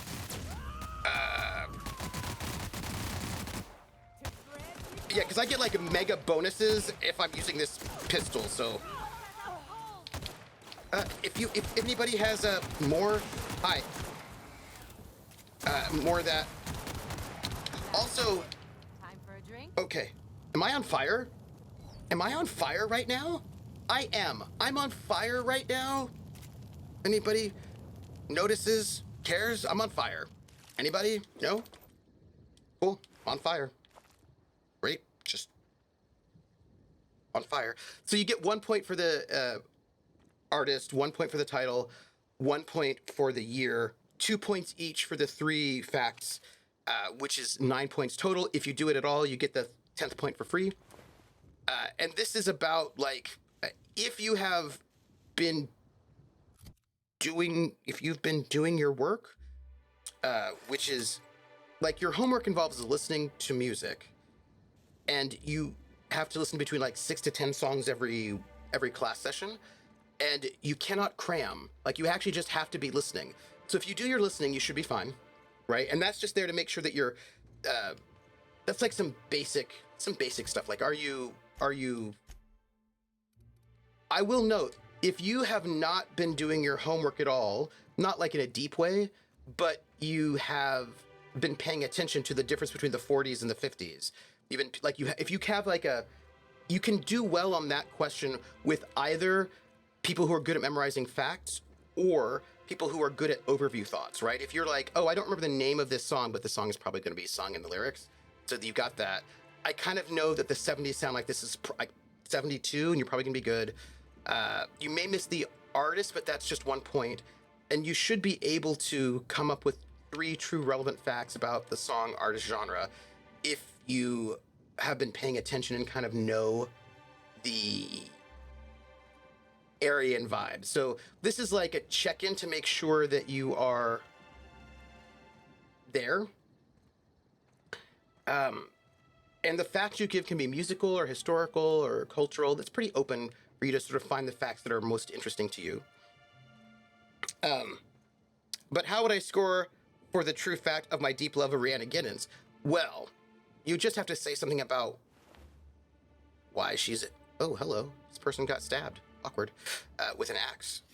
I wonder if Lindy's character did it. I'll have to ask Lindy later if her character, Quint, did it.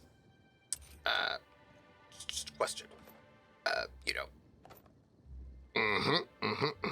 Hey, by the way, we didn't die, so I'm feeling very proud of myself right about now.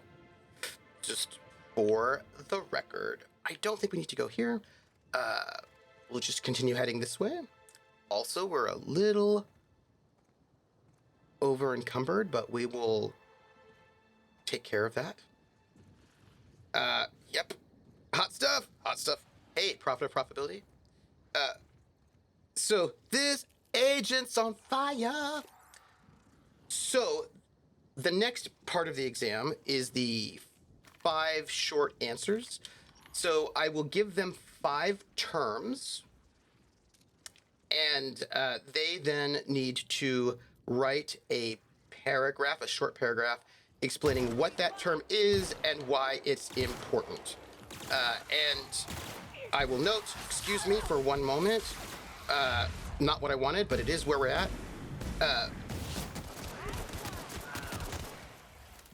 Oh gosh, there's so many of them. Somebody use your powers. Come on now. Everybody use your powers so that I'm getting shot at less, and then I can shoot at them with my pistol. Everybody do it. Lots of shooting. We got this. We got this. Come on, come on, come on, come on, come on, come on, come on. Just like that. Someone else will clean this up, right? I hope so. Yoka, are you okay? Oh, good. I'm so glad. Welcome back. I hope you're okay. I don't know if I can heal you. I wish I could, because that would be very nice. So, biscuits, cream of wheat, old hobbies. So what I do with the short answers, by the way, is that I usually give like a term or a concept, something like that. And then I just write it down. And then I give them, they have a paragraph to say what it is and why it's important. Examples of things I would do, right? I would do something like, maybe it might do MTV, right? If we're doing the history of rock and roll, one of my short answers might be MTV, and I would just say MTV. One of them, if we're doing the history of jazz, might be New Orleans. History of rock and roll, popular music, one might be the microphone.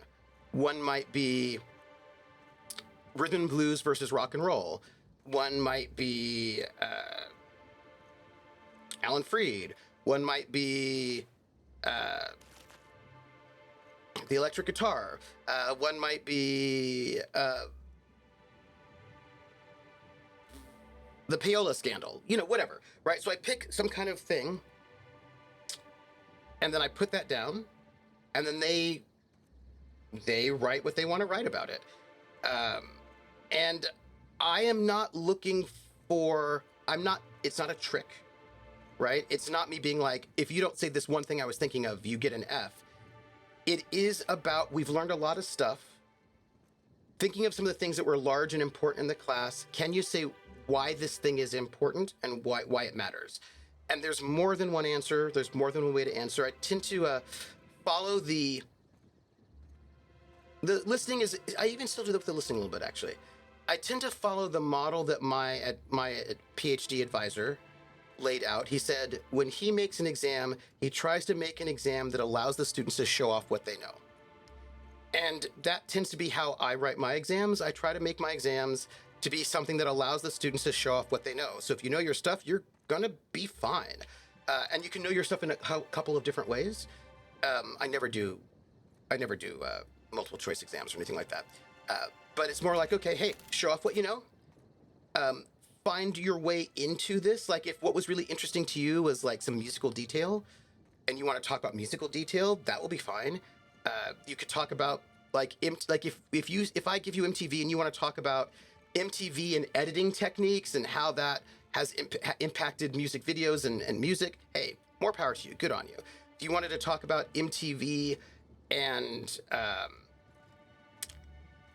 race, good on you. If you want to talk about MTV and pop music icons and how that changed, like whatever it is that is the thing you want to talk about, you go ahead and do it.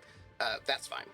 But the question is, are you able to talk about why something is significant? That's really, in the end, the core of what that's about, in your own way, right? Yeah, MTV and the music, like, if that's what you spend your paragraph on, that's great, you know? It's more like, hey, can you take something, find out why, say why it's important, and support that thing. But it's only like a paragraph, so it's not very long. And that's the midterm, but I don't do midterms anymore.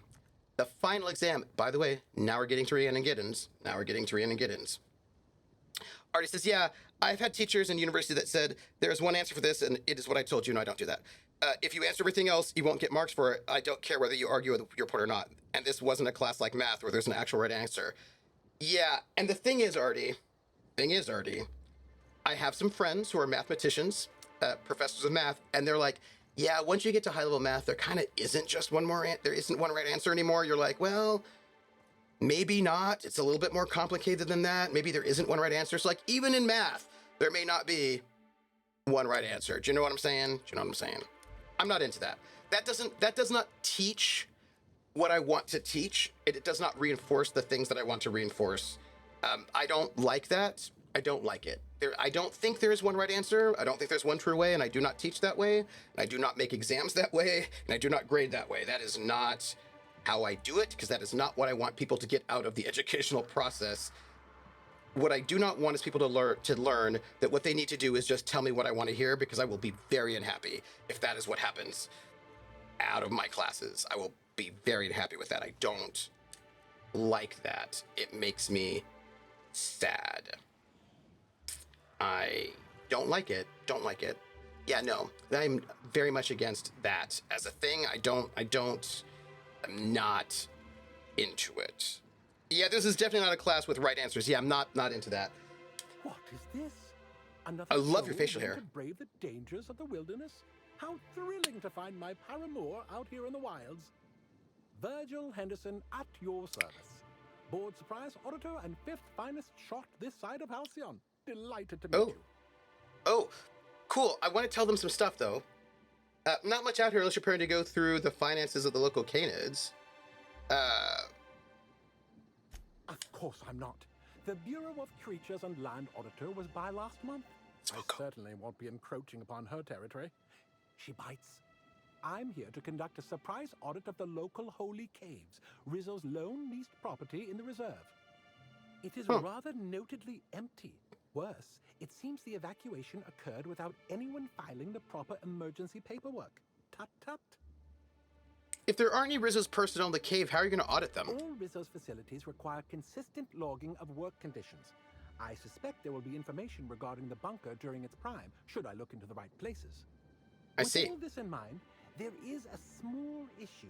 I actually Monsters? conducted an investigation of this facility several years ago.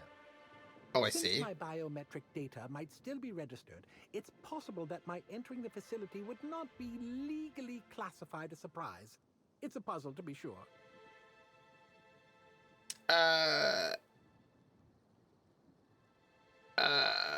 Why does it matter if it's legally a surprise if no one's in the bunker to be surprised? I may be a dashing, gunslinging space auditor, but even I know better than to question protocol.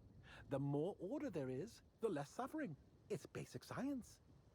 Suffice it to say, it doesn't behoove one of Halcyon's most prolific auditors to try to bend the rules when he thinks no one's looking. Because, my friend, someone's always looking.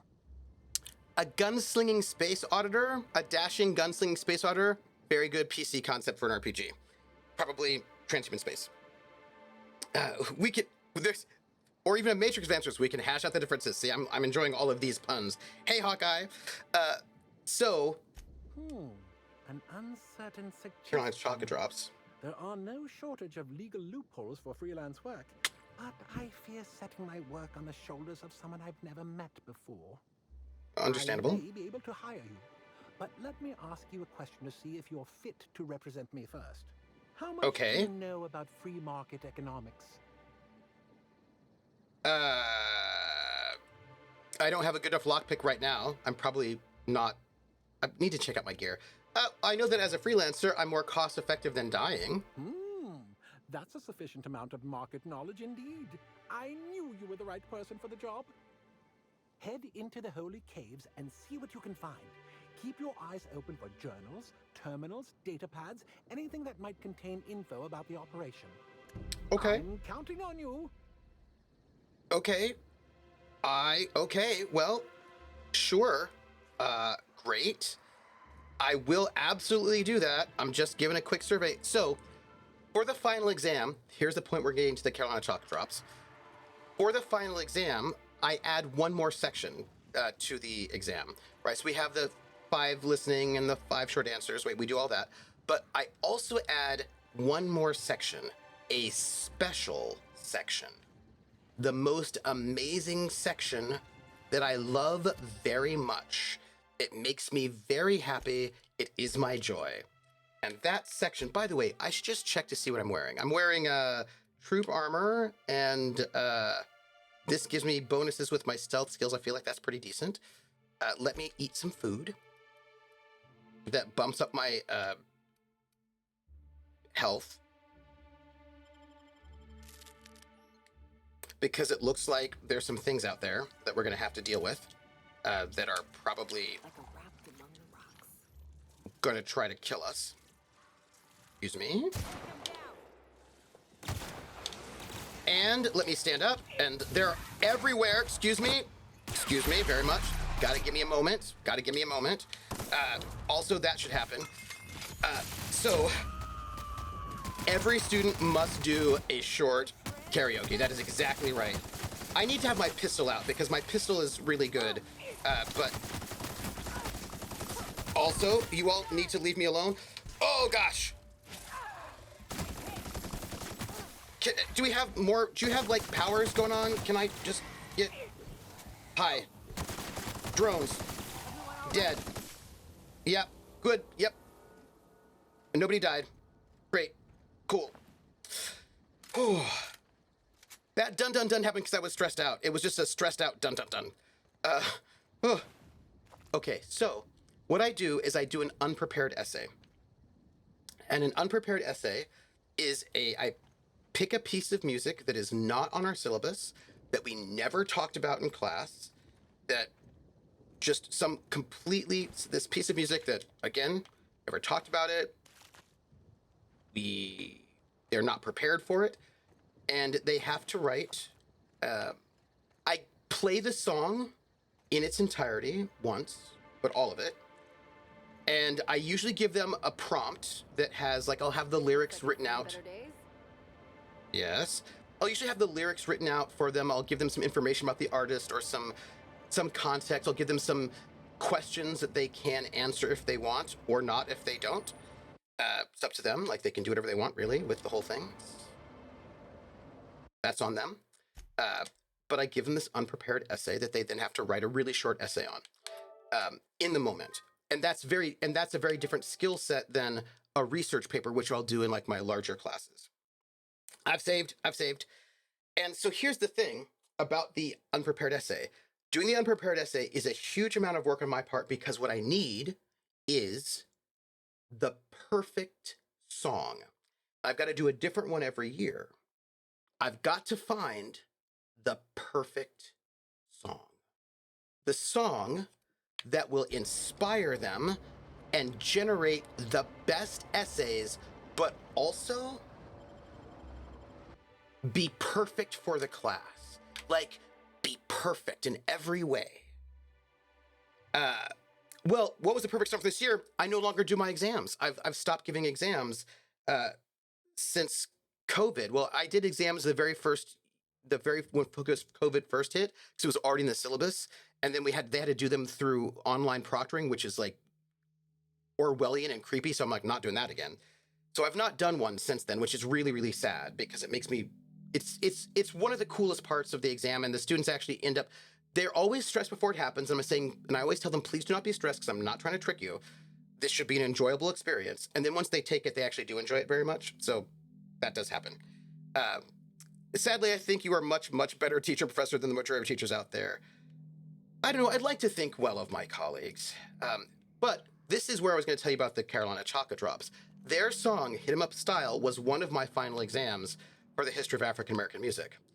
Why did I pick Hit 'Em Up Style by the Carolina Chocolate Drops?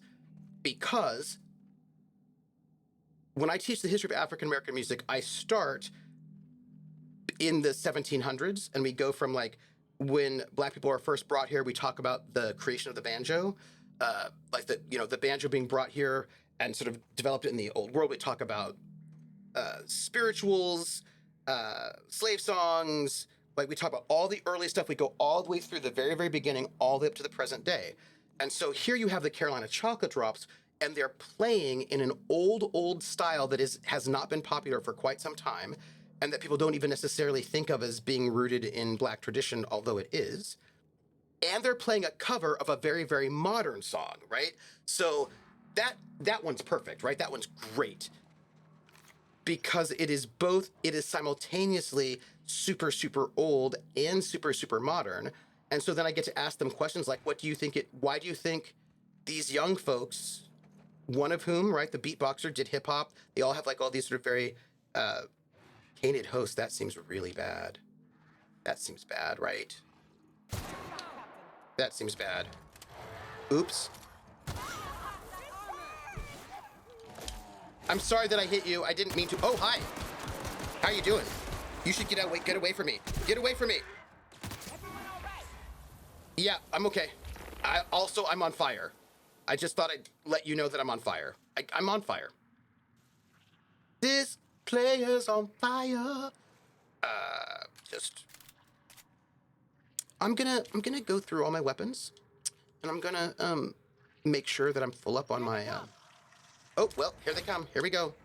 Oh hi. Hey. Oh, these are parasites. Oh, hey. We're in this holy cave, and it turns out there are parasites everywhere. And this is bad. Didn't they not see anybody here for a while if they got no words from anyone? I feel like this is probably where the parasites come from, and the reason why they've not heard from anybody is because they're all invaded by creepy hosts. What is going on in this place? And why is the prophet of profitability, why am I seeing a marker for her in this place? I am not feeling like this is and why are there bones here? Why is this happening? Why is this happening? Corporate malfeasance is the reason. That's the answer. If you want to know the answer as to why this is happening, the answer is corporate malfeasance. What is that? I'm sorry, what is that? What is that? What is that? Why are there lights here shining on this? Is this pulsating? It is. This is pulsing. This is pulsing. This is a pulsing situation. This is a... There's also creepy music. I'm gonna save. I'm gonna save right now, just for no reason. Yeah, yep, Yep, gonna just save. Just gonna save. That's what I'm gonna do. I would like to repair my gear. Can I do that? I would like to do that. Could I repair this?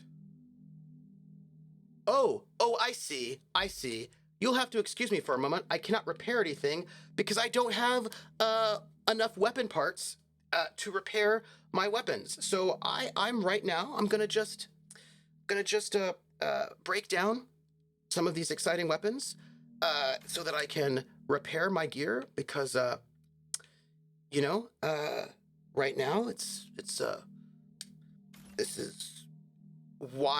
is why we hoard things, because when we need them, we have extra things on our body we can then break down to get parts from.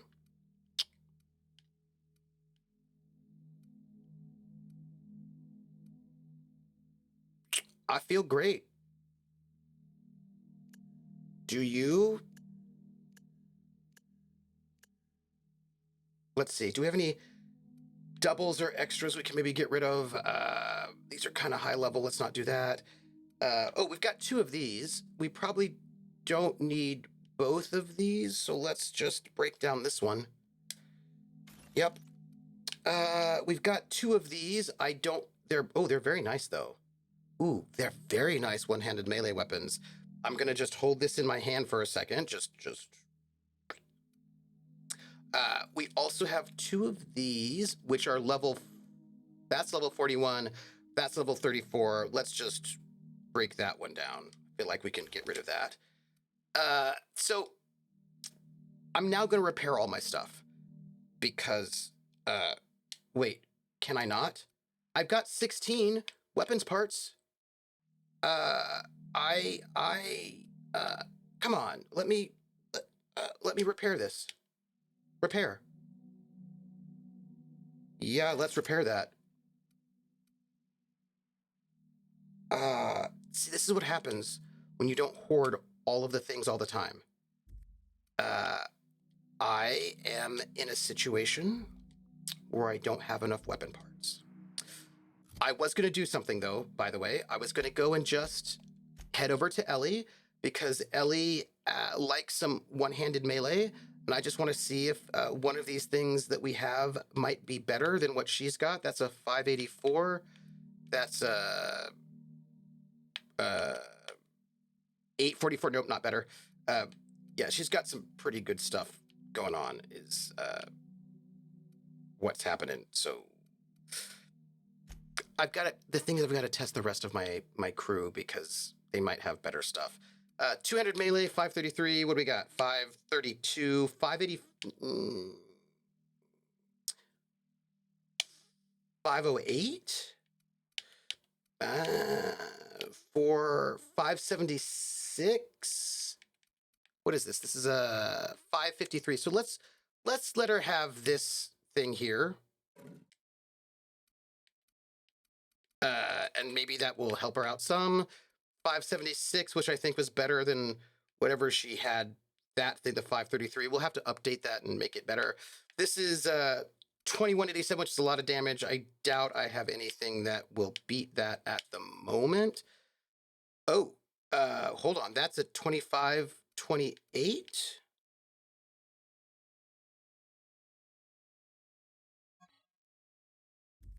It's a 2528. 2528. Let me just make sure. 2528, 2187. So this is clearly better. And she's a heavy weapon person, so let's give her that. More damage is better than less damage. So we have upgraded her, so that's good. Ellie, you've got 893 on your pistol. Is there anything better than that on your pistol? 893. It doesn't look like it. And do I have anything better than 844 for some melee stuff? I don't think so. So I think that's great. I also think it's not great that I don't have more weapons parts. We're going to save again. Because, you know, I've got some nervousness about what's happening at this moment. Yeah, okay. Those purple berry worms, they're back. They're back, roller. Just saw there's a new convention in DC this weekend. BlurredCon, Black Nerd with some great people. Oh, I would love to go there. Nobody can graph this, no. Let's continue. Hello, Joost. Halzeirenach. Hoarder's Dilemma. Do I hold on for the future use or scrap? Look, I'm going to just tell you. I do enjoy some hoarding, is what I'm trying to say. You know my dilemma. Yeah, it is. It's the hoarder's dilemma. It's hard. My life is hard. But I really do love trying to find that perfect unprepared essay. Hit 'em Up Style was a really good one. I did that one. I had this great one for the history of jazz.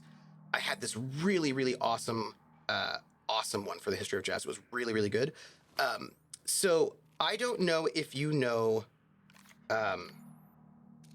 Mega Canid Host. That seems bad. Let's eat food, shall we? Let's eat food. Let's go and just boost up our base health, because this is gonna go badly, just so you know it. Do I have anything that's gonna help my gunness for a bit? Like cigarettes maybe will help my gunness? What is that? That's a melee weapon. That's not gonna help me. What is this? This is tomato flavored paste. Base health, that's not interesting. Look, I bet I've got something in here that I can imbibe Ranged weapon sway. Nicotine. So this seems like it's good. Let's have some cigars. We'll have them, and it'll help us when we start shooting things, I think. So we'll just smoke a cigarette, and then we're gonna shoot this thing. And we're gonna wait till they get here a little bit, get closer. Now, there we go. There we go. And also, everybody use your special powers. Everybody use your special powers. So in my history of jazz class, I found the perfect and coolest song for their final essay. That was exactly what I wanted. You just have to like see if you can. You can't always get it, but sometimes you can. There was a. So you know the song "Sing, Sing, Sing." You gotta smoke them before you. I wonder if Jess has biscuits or maybe cream of wheat in his inventory. Oh. Yes. Okay. So. Sing, sing, sing. Big band tune, right? Bum, bum, bum, bum, bum, bum, bum, bum, bum, bum, bum, bum, ba da da da da da da ba da ba ba da ba ba ba da ba ba da ba ba ba da ba ba da ba ba da da ba da da da ba ba da ba ba ba da ba ba ba ba ba ba da ba ba ba da da da da da ba ba da da da. You know it? The Sing Sing Sing big band. It's a big band tune. I think I came in this way, right? Which means we've walked this way. It looks like there's an interesting out that way. So I think we go in here, fill in this, and then walk down this way to finalize all the places we've been. Right, so you know Sing Sing Sing, right? So Sing Sing Sing, 40s big band, a particular style. Then there was a cover of Sing Sing Sing done by Blossom Seeley, maybe? Like a late 50s, early 60s bebop singer. So she did a cover of it. And then in the aughts, there was an EDM cover of that by Blue Note Records, this sort of famous old jazz place. So I had this cool song that was like a cover of a cover of a cover that stretched like multiple decades. And I was like, that obviously is going to be a really good unprepared essay. So like that was a really good one too. We have walked this way, but have we also talked this way? You know, we really need to. It was also the theme tune for the Nero Wolf Adventures with Timothy Hutton. Oh, nice. Yeah. Sometimes I will not do that. Sometimes I won't be able to get a song that like crosses genre like that or decade, which is always a bummer. Let's do this. And let's do that. Apparently not. Yep. Just gonna do that.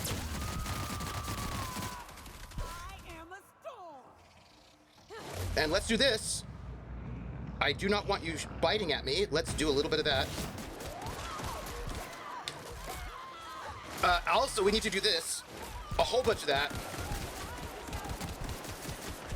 Excuse me. I know, we need more of that, people. More of that. Let's just do a little bit more of that. Where are we? If somebody has powers, somebody do their stuff. Oh yeah, the Blue Note EDM works were so good, right? They were so good. And that was like a great unprepared essay too. Students did a lot of really cool things with it. You are also not dead yet. There we go. Okay, our people are still shooting at us. Oh, those people are still shooting at us. Okay, great. Not great, but it is what it is.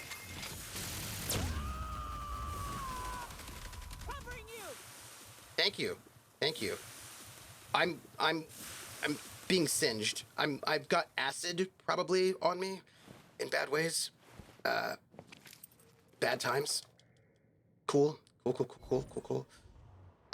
Don't like any of this, so I mean I like it as a game player, but I mean it's all pretty threatening. Yeah. Now sometimes I'll do that if I can find like a really good song that like bridges multiple decades. It like hits on a lot of different things that we talked about in class. That's always really great. Another thing I'll do, which I think is actually quite fun for an unprepared essay, is I'll find out whatever is the #1 song on the charts for that week, the week of the class. And I'll say, okay, so here's the song that is number one right now. In this right now, tell me why you think it is. Here's all the stuff you might want to know about it. Here's what it is. Pick up Lab Protective Monocle. I'm not seeing a lot of journals. I'm seeing a lot of dead bodies, but not a lot of journals. Just putting it out there at the moment. You know, just saying.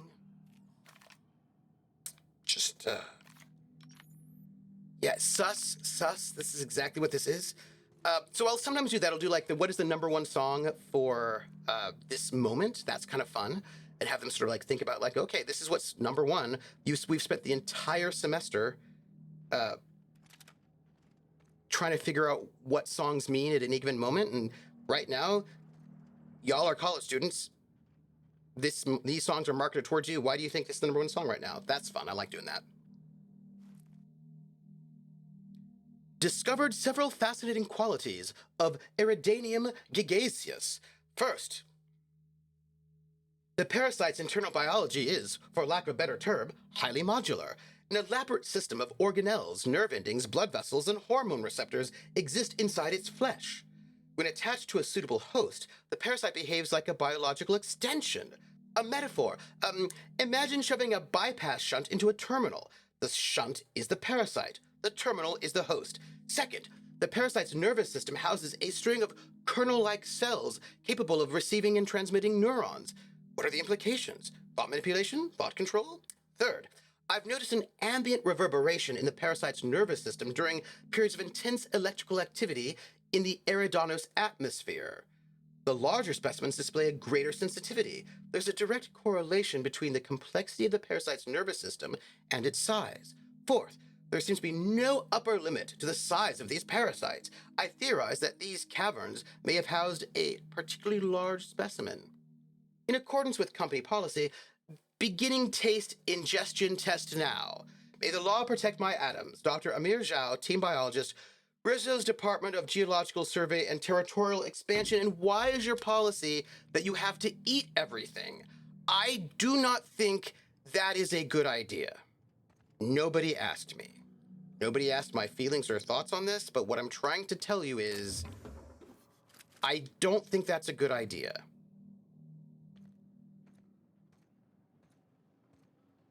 I think it's a bad idea. That's my hot take, and I'm sticking to it. I understand that might be too spicy for some people, but I do not think that just ingesting parasites to see what they taste like is a good idea. I think it's a bad idea. I know, hot take. Because science. So there was this one final essay that I did that was really fun, unprepared essay for history of rock and roll. It's really fun. It's a little bit tricky because the stats are a little bit weird, but, you know, work with me. The two songs that were number one on the pop chart for the longest. Now, if you go to what's the word? Jeopardy, they'll ask, and they're going to say it's One Fine Day by Mariah Carey, Boyz II Men, but it's not exactly true, actually. The other song, the first song is Near You by Francis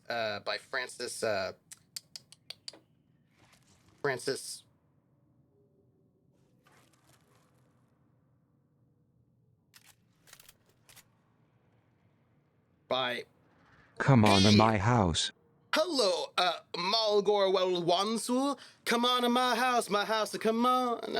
Come on to my house, come on. Come on to my house, I'm gonna give you candy.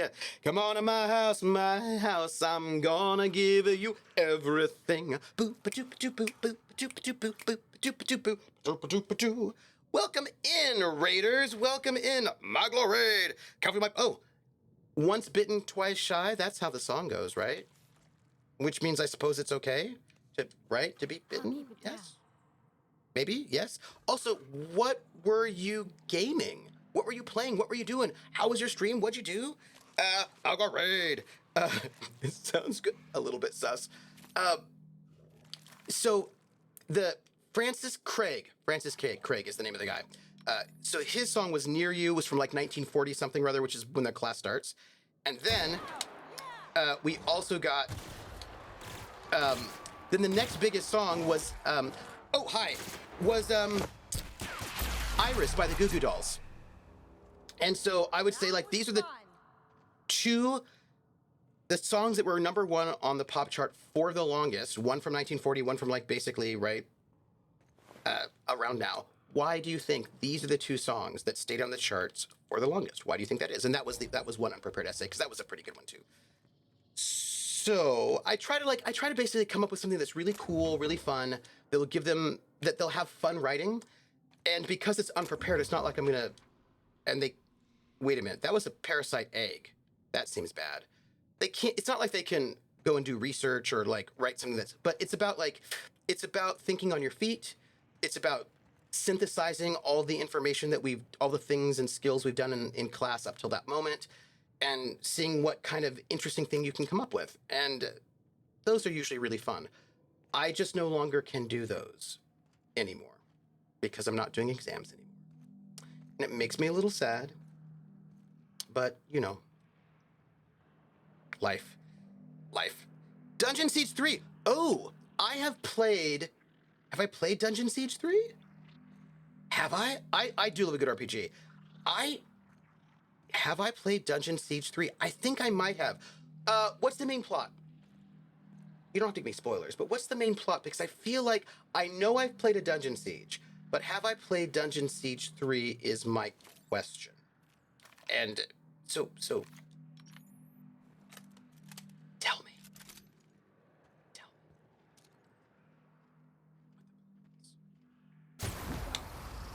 I don't know why I whisper. I think I whisper because I think if I whisper, they can't hear me. But it is a video game, and they can't hear me talking. So it's not like I actually have to whisper. That's me being ridiculous. So just side note. If it's made by Obsidian, I feel like I've played it. I feel like I've played Dungeon Siege 3, right? Those books in the background. Battle with Jane Cassinder. Yeah, they repeat her name so much it's hard to... Yes, I have played it. I don't think I've played Dungeon Siege 1 or 2, though, but I have played Dungeon Siege 3. That was the one that had... Isn't that the one that had, like, the cover had, like, a kind of a slightly blue-skinned person? Is that... Am I thinking of the right one? Let me see. Hold on. Because I feel like I remember the logo. Dungeon Siege 3. I am pretty sure. No, I see what it is. Yes, I have played this one. I've played it. It's the little 3, the red banner with the little 3, big hawk thing. I definitely have played this game. Absolutely. And it was fun. I did enjoy it. What did I do? What was my character? You can play... Oh, right. You can choose to play as one of 4 different characters. Lucas Montbaron, Anju the Archon, that was the blue-skinned person, Reinhardt Manx, and Katarina. Oh, who did I play? Who did you play? Who did you play? So, Grandmaster of the 10th Legion at the time of their last fight against Jane Cassinder. Maybe I played Lucas Montbaron. Maybe I did. But Anjali, I think... She was very cool.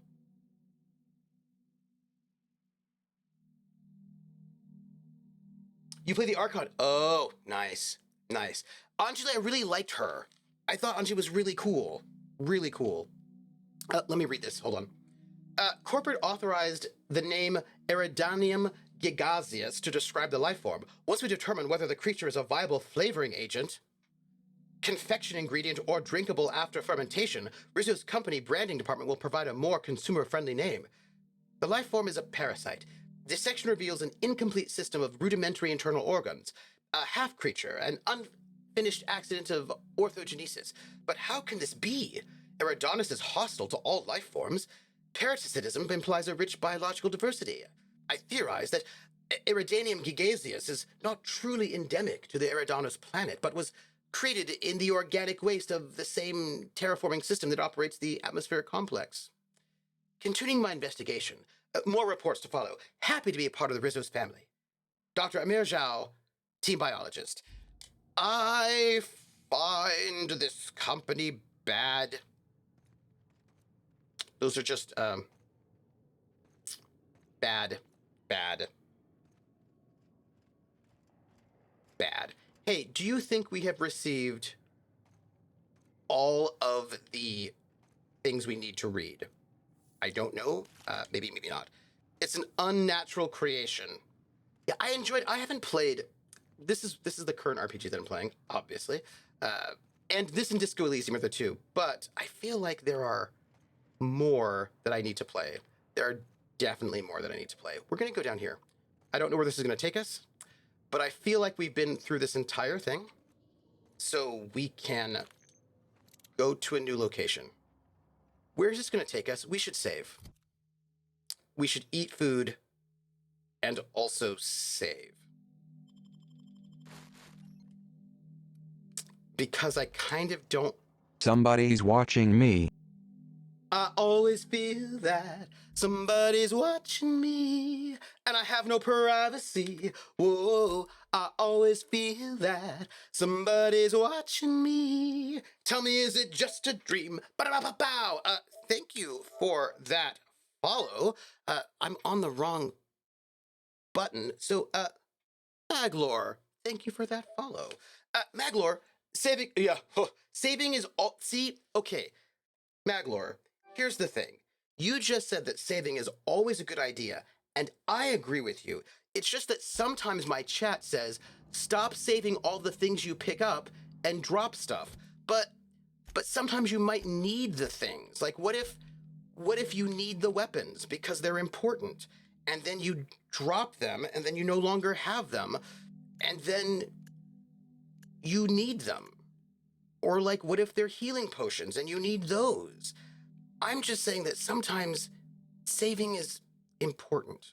We're going to break down these weapons because I don't have enough weapon parts to repair my stuff, and that is awkward. So, you know, we're just gonna...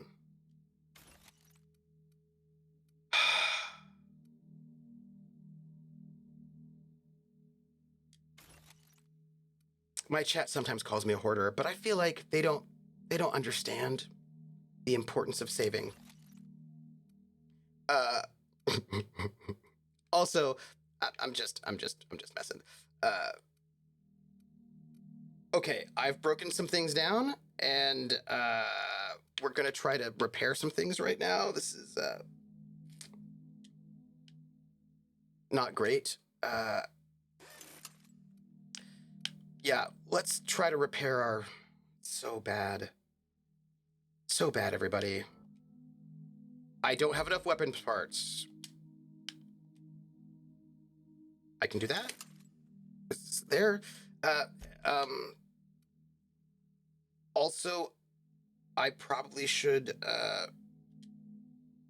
repair this as well. Yeah, so my life is a little sad that I don't have enough stuff, but I'll get more stuff. It's fine. I'm gonna read chat. We're going down, not up. Uh-oh. And on that note, oh, wow, Krellin, you're leaving? No, I know, 'cause you lunch. That's fair. True, but you didn't see us play through the Long Dark. Okay, right. Yeah. Saving's a good idea, but so is not being overencumbered. Yeah, but being overencumbered is sometimes, like, fun. You know, a little bit of overencumbrance. Little bit of overencumbrance in my life. A little bit of hernia in the long dark. They can't keep us out. Yeah, I try not to be overencumbered. That I do not always succeed in not being overencumbered. I sometimes fail at not being... Sometimes I fail very badly at not being overencumbered, but, you know, I don't think they're gonna let me go this way. Which is fine. It's fine. We'll just go the obvious way where the door is. Oh, hello. I might be stuck.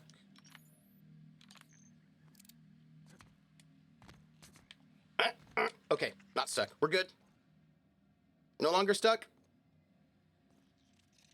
No longer over encumbered. Little Sprats, how you doing?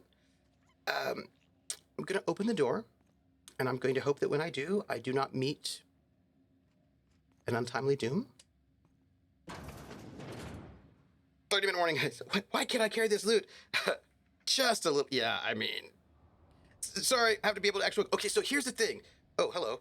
So, Malgor, one of those things that would just happen sometimes, right? Would be playing Morrowind and getting too encumbered, and then I just have to like,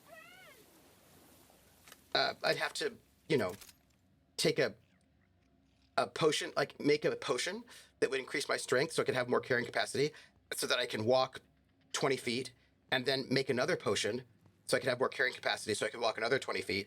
And if I did it right, then I could get to the outside of the dungeon and then fast travel to a store. Didn't kill them. Oh, okay, well, great. Let's do that. Let's do that. We got it.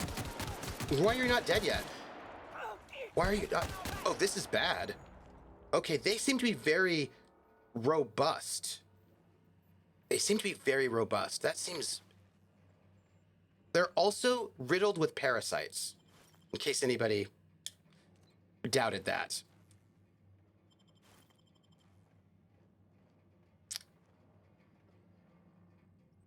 All I really need is a vending machine, and then I'll sell some stuff, I swear. So I've got stuff to sell, and then I won't be over encumbered. I just, the positive thing about making all those potions is that then I was less encumbered. I'm gonna read chat. If lucky, make all those potions. Right, exactly. You make all the potions and you move a little bit faster. Because if you need to make potions to increase your carrying capacity, use cheese wheels. Because they weigh like 30 pounds for some reason. Inappropriately. The world is so beautiful beyond compare. I can see colors I never imagined existed. The sky has a voice, and it's singing to me. I see the truth now. I see everything so clearly, so perfectly. The storms of Eridanos are notes in a great cosmic orchestra. The stars are the choir of the universe, and every word they sing is joy. I can't seem to stop smiling. I don't want to stop smiling. Ever.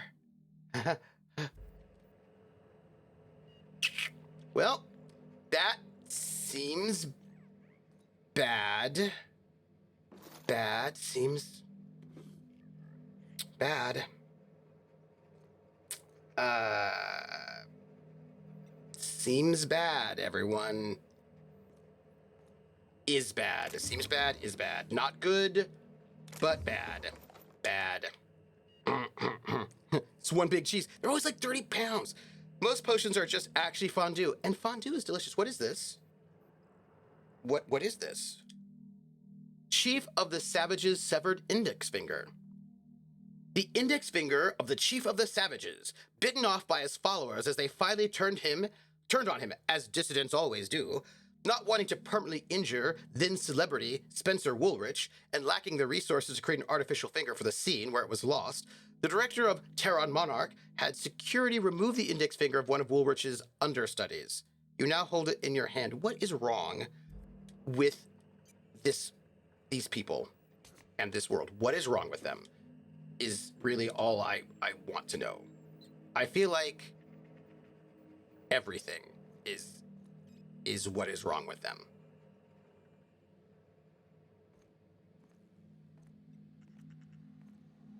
Those are my feelings. I came in from here. I want to make sure I loot everything and find everything in case there's something that will help me later, like a health potion, probably. maybe. Cannot get through these doors. Actually, maybe can get through these doors. Will get through these doors. We're gonna pick the lock. Okay. No monsters. But maybe more loot to, Hey, wasn't there a computer? I feel like there was a computer back here that I missed. I feel like there was a computer that I needed to hack and I forgot to hack it. Or maybe I didn't and I'm just losing my mind. Did anybody see a computer that I lacked, that I forgot to hack? Maybe upstairs. We'll find out. We'll find out. It'll be fine. It'll be fine. It'll be fine. If there's a computer, we'll find it and we'll hack it and then we'll get all the stuff. I mean, there's one in here, obviously, but I meant another computer. You know, I just feel like they don't really do a good job of taking care of their materials. But also it's because you won't drop or use things. But I it's looking bad, so bad. Oh no, it's really, really bad. Capitalism, that's it. Warning. This is Rizzo's R&D communication terminal. Supervisor clearance required. Accessing this terminal without supervisor clearance will result in informal reprimand. Rizzo's requires that any informal reprimands must be brought to the attention of a supervisor and will result in a formal reprimand. Happy customers are repeat customers. Last entry. From Human Resources Division, Rizzo's Corporate, to A. Zhao, subject, notice of expiration. I don't know who's writing this. It's fine. Dr. Emil Zhao, this is to inform you that Rizzo's has been notified of your expiration due to one or more of the following causes. 1, violent physical trauma. 2, accidental encounter with local fauna. 3, severe physiological reaction to company and company-adjacent products. Or 4, destruction of company property. After careful review, Rizzo's Office of Human Resources has approved the dissolution of your indenturement contract. In accordance with Rizzo's company law, your closest living relatives will be rewarded the following. 1 regular-sized crate of Rizzo's Spectrum Brown, to be delivered within 6 to 8 weeks of product launch. Please note that as a gesture of gratitude for your service, your shipping and delivery fees have been waived. Your work on behalf of Rizzo's Geological Survey Team has proved invaluable to the development and upcoming launch of Rizzo's Spectrum Brown. Thank you for being part of the Rizzo's family. This is an automated message. Responses to this message have been disabled. Capitalism. Query. Supervisor clearance. Accessing information. On supervisor clearance. Supervisor clearance has been granted to Q. Ludovico, who's a creep, A. Zhao. Please note, in accordance with Rizzo's company policy, supervisor clearance is a privilege, not a right. Clearance may be revoked in the event of gross misuse, behavior contrary to Rizzo's company values, or dissident adjacent behavior. Just gonna hack this. Just gonna hack it. Error. Data corruption detected. Usage records inaccessible. Now generating error report. Error. Error report corrupted. Failsafe protocol activated. Now dumping memory contents. Dump successful. Access? Yeah. Biscuits. Old hobbies. Cream of wheat. Cream of wheat first. I love cream of wheat. Now printing memory contents. A Tekata Utkavi Nyuk Tominas.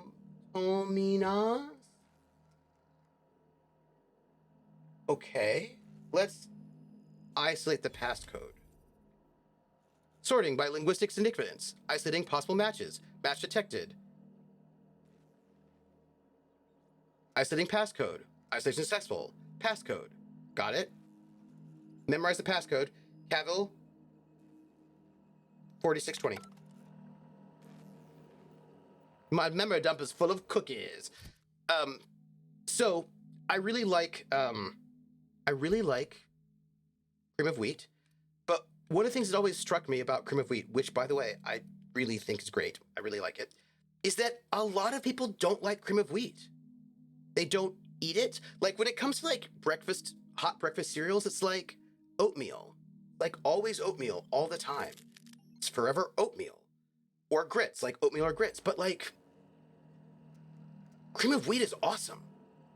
And so I just find it weird that, you know, people don't, like, I don't understand why people don't, like, when I was in the army, by the way, we're getting back to biscuits. When I was in the army, they would have hot breakfast cereals in the chow hall, right? But it was grits and it was oatmeal, and they never had cream of wheat, ever. They just never had it. And I don't know why cream of wheat. This was the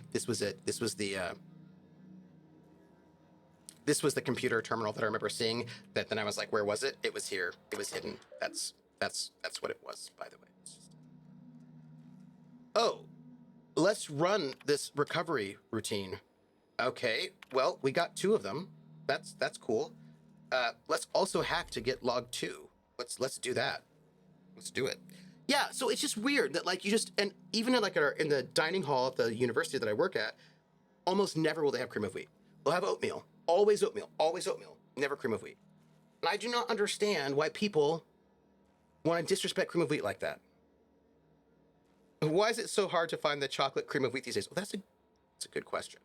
And like, I really like cream of wheat. I think it's super tasty. I suspect it's because oatmeal has really done a really good job of selling itself as healthy. Like, if you eat oatmeal, you'll never have a heart attack. Eat oatmeal, no heart attack. But no one's ever done that with cream of wheat, so maybe that's part of it. But I really liked cream of wheat. I thought it was really good. So I'm just a little sad that cream of wheat gets slept on. You know what I mean? That was the cream of wheat. The next thing was old hobbies, and then also biscuits. But Artie doesn't want me to actually say what the biscuit thing is, because then it would ruin the ongoing gig. We'll see. Iridanium gigaseus, research notes number 2. The parasite seems completely incompatible with the common sprat. This is baffling and disappointing. I have a few theories. Sprat nucleotides are highly adaptive. Iridanium gigaseus is a half-complete creature. Adaptive mutagens in sprat physiology render it a poor host to the parasite. 2. Iridanium gigaseus has a particular and discerning sense of taste, and finds sprats, accordingly, distasteful. Option 2 is ridiculous to me, but not, strictly speaking, impossible. Could both be true? I'm delirious. I will delete this in the morning. Let's access log 1, shall we? Biscuits, old hobbies. Iridanium gigaseus research notes number 1. I've completed my final round of total immersion, suspension, and exposure tests. As expected, Iridanium gigaseus dissolves in acid, burns in fire, and can be disintegrated or otherwise destroyed with in-rays or concentrated blasts of plasma. The creature is vulnerable when alone. However, bonding with a host evokes intensely protective behavior from that host. Safeguarding the parasite becomes the host's primary objective, even to the point of aggression and violence. The creature also seems well suited to long-term hibernation and immersion in a liquid suspension. Water and low-grade alcohols preserve the creature. That's the spectrum brown, everybody! Its metabolic systems, such as they are, slow to a halt. Once exposed to a host, the creature emerges from its dormant state and immediately attempts to attach itself to the host's nervous system. Long-term dormancy in an alcohol solution may prove useful to corporate. Prepare my report tomorrow. This is bad. Don't do it. Iridanium gigaseus research notes number 3. Continuing my search for more suitable hosts among common fauna. Very promising results from Terra rays. Their biological system is well suited to hosting the parasite. My theory? The parasite enjoys exposure to the atmosphere of Eridanus and may be manipulating the Terra rays into more frequent and aggressive flight. In every case, the parasite successfully manipulated production of hormones in the host's brain. I don't know how yet. The implication of a parasite manipulating the host, it troubles me. Its nervous system is exotic and difficult to understand. I can't quite shake the idea that the parasite does not require contact with its host in order to influence its behavior. A suitably large and complex specimen may be able to manipulate the mood of a sentient creature by proximity alone. Maybe. Possibly. These ideas are unscientific and distressing, and founded on my own anxieties. My nightmares have been muddying my thoughts. I should seek treatment soon. This is bad!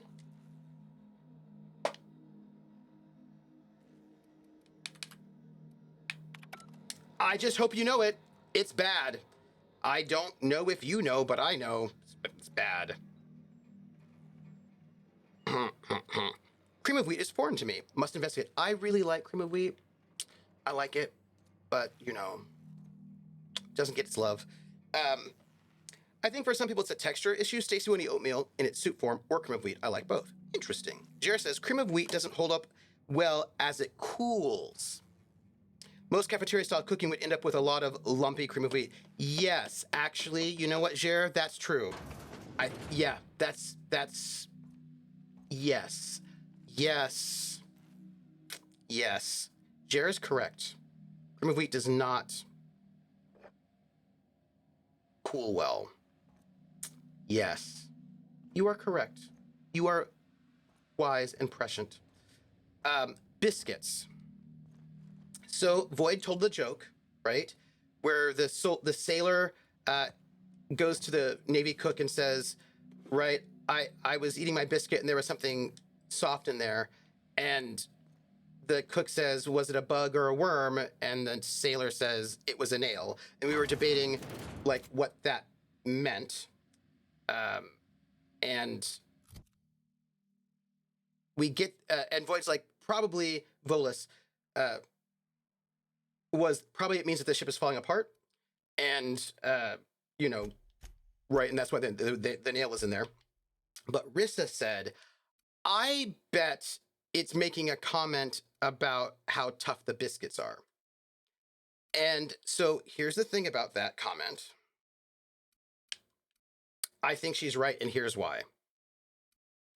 I think she's right, and here's why. Because of the Oh, what did I just do?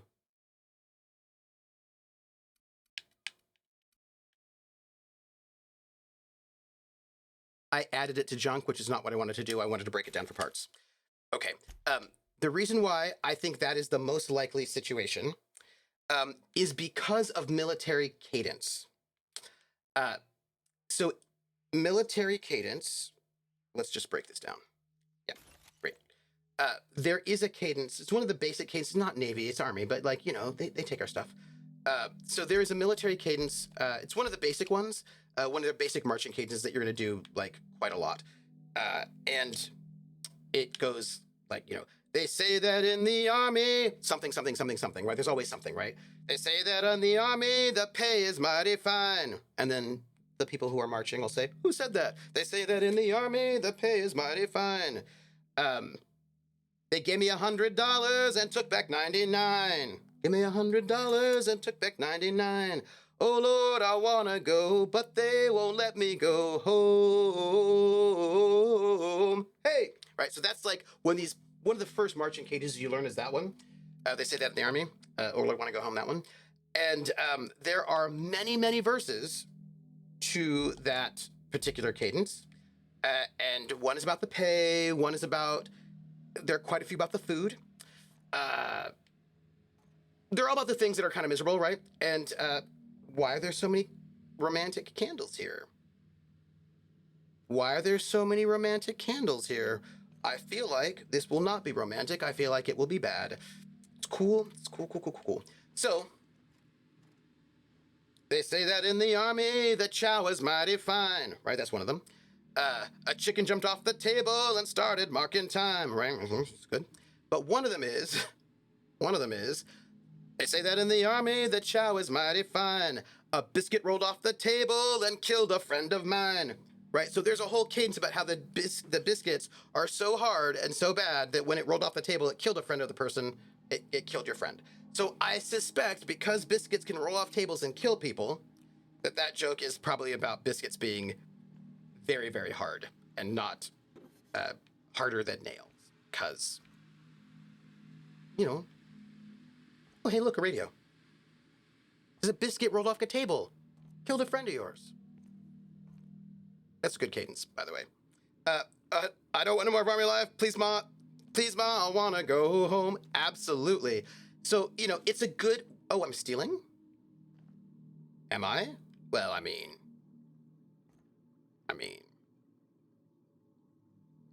There's a skull here. There are two skulls here. Yeah, I know I'm stealing, technically, but I don't know who I'm stealing from, and I'm addicted to food. I have to eat food or else I'll die, apparently. So I'm going to take that purple berry lunch, and I'm going to find out, you know, what is happening here, and who has made this romantic, candlelit, awesome, in no way creepy or threatening or disconcerting situation here. Also, where did all these people go? Guess what? I bet they got infected with parasites. That's my theory on this one. I could sleep, but I'm not gonna. Just it's bad, everybody. The Sunbia colonist tune from Deadlock rolls off like silly arbiter tunes. Romantic may not be the right word on account of the skulls. Maybe not. Maybe not. Maybe it's not. I have not found the prophet of profitability. Right now, we're just going through this holy cave. And, well, look, I figure if we can get out of this cave before we end our stream, we'll have done a lot. And also, I need to eat food, apparently. What's that about? Yeah. Profit of profitability. Oh, okay. Okay. Just gonna Real slick. steal everything. Just steal it all. It's gonna be great. A little nervous. I'm feeling tension build up about all of this. 8-minute warning. Thank you. Thank you, 8. Yeah. What is this? Bonus. Join us for the Profit of Profitability seminar. There are some pyramids and a hand. I have not found the Profit of Profitability, but I suspect I'm getting closer. And okay. And I suspect I'm not going to like it.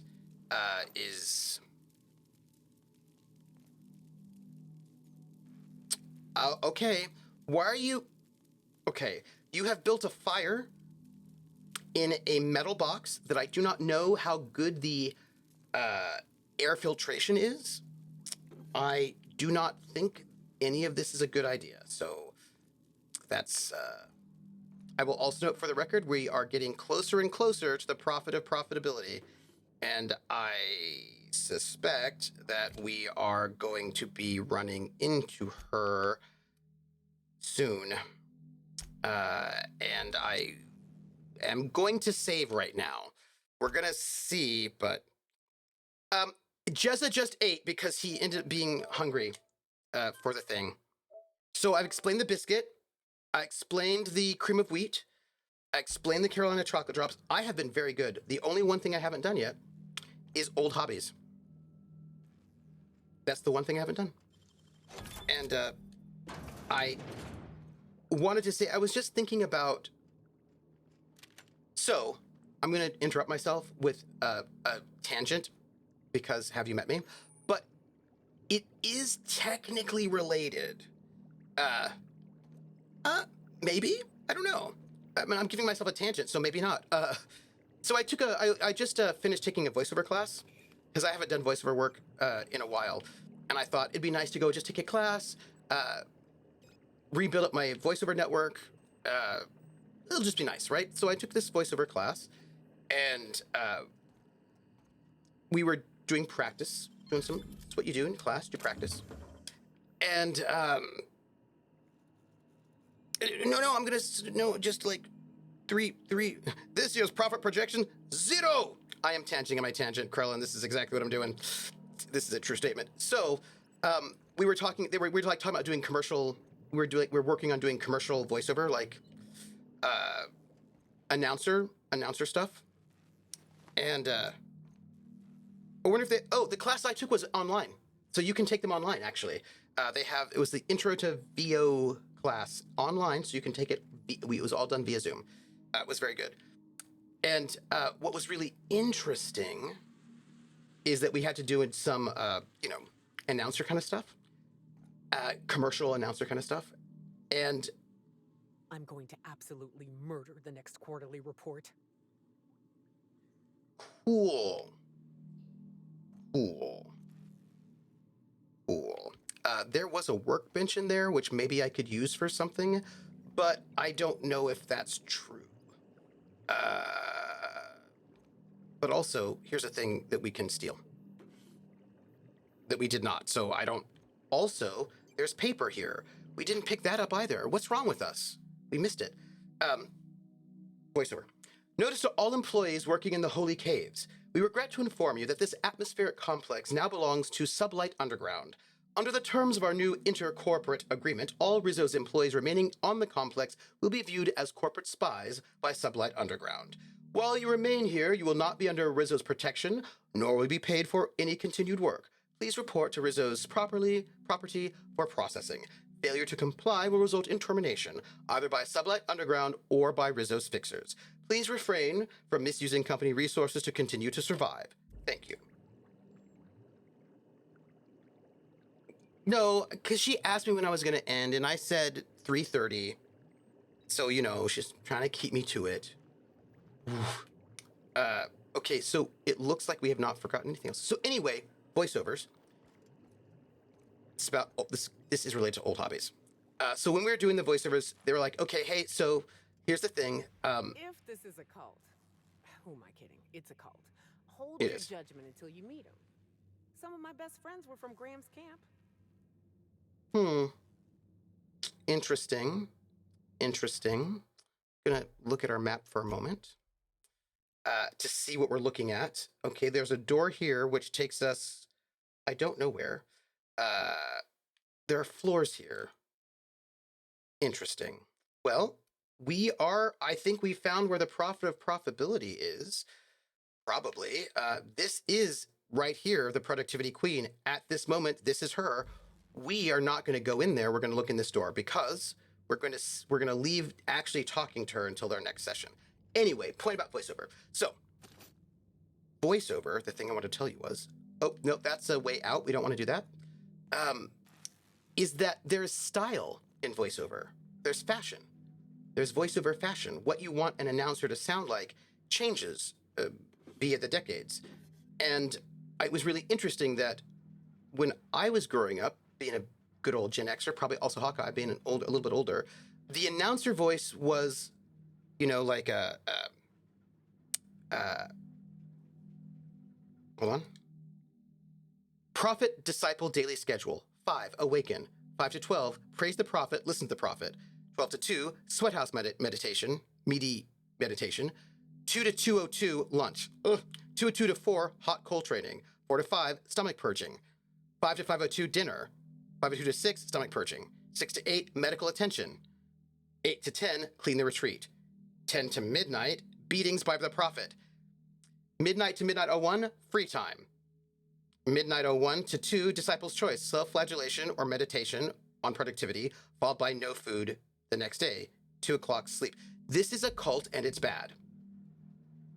Just thought I'd share. It's a cult and it's bad. This I don't think is going to take us any new plot stuff, so we can just steal things, and I think they'll be fine. So it's about like fashion, right? So like when I was younger, growing up, it was even bigger. Like if you go back to like the '60s, like Don Pardo, or who was like in Laugh-In, but also the Saturday Night Live guy, right? You know, announcers back then would talk like this. Hello. You could win a brand new car. Welcome. Like that was like announcer voice. Was that sort of style, sort of a thing, and that was announcer voice back then, and for a long time, right? You know, like McDonald's. Why don't you try it? It's the best food you've ever had, right? It was like that. It was like a very that sort of thing, and then what's interesting is apparently right now the fashion. I'm gonna break all these down, by the way. The fashion in announcer voice is like your cool friend. Like, hey, McDonald's is pretty awesome. Don't you want some? Like, and so you're supposed to really like the current announcer trend is to sound like a regular person who's just your friend, who's just recommending McDonald's for fun.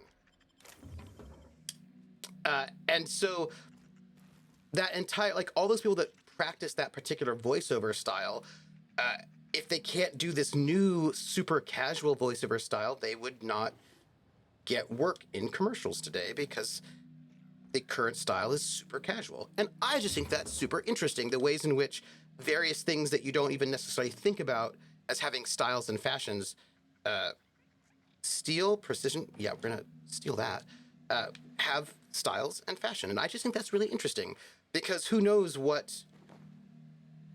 the style and fashion will be in the future. Like, what will they be? What will announcer voices sound like later? I just find that sort of thing sort of an interesting thought. That little, like, basically everything has fashion and style, even things you may not think of as having fashion and style have fashion and style. So I just thought that was a particularly interesting sort of thing to ponder. By the way, this is our profit of profitability situation, and I am not going to go in there because we're done, but I'm going to finish this thought. And while I finish the thought, I'm just going to break down the equipment that I got, because getting rid of equipment is good for you. And, you know, I'm being responsible by breaking down things, and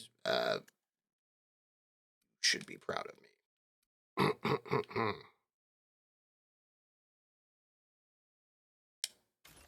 Yes. Dude, did you get your Happy Meal today? There's a Monopoly stamp in it. Yeah, Roller, basically, right? I tried to do part of my DW intro and outro onto my streams. Yeah, it's really good. No, Crown, I'm gonna go. Dawn, part of the realized star of the original Jeopardy. Yep. Different times, different voice styles. Absolutely. I'm just gonna just wrap this up. We're gonna go. This is just like it. And let me see. What I think is, so to go back to hobbies, I think it's interesting to think about the ways in which hobbies themselves can go in and out of fashion, right? There are all these old hobbies that are just no longer in fashion. Like, for example, ships and bottles are no longer really in fashion. I think model trains and dioramas, decoupage, that came back in fashion. But like, there was a time that decoupage was just not in fashion anymore. It was like out.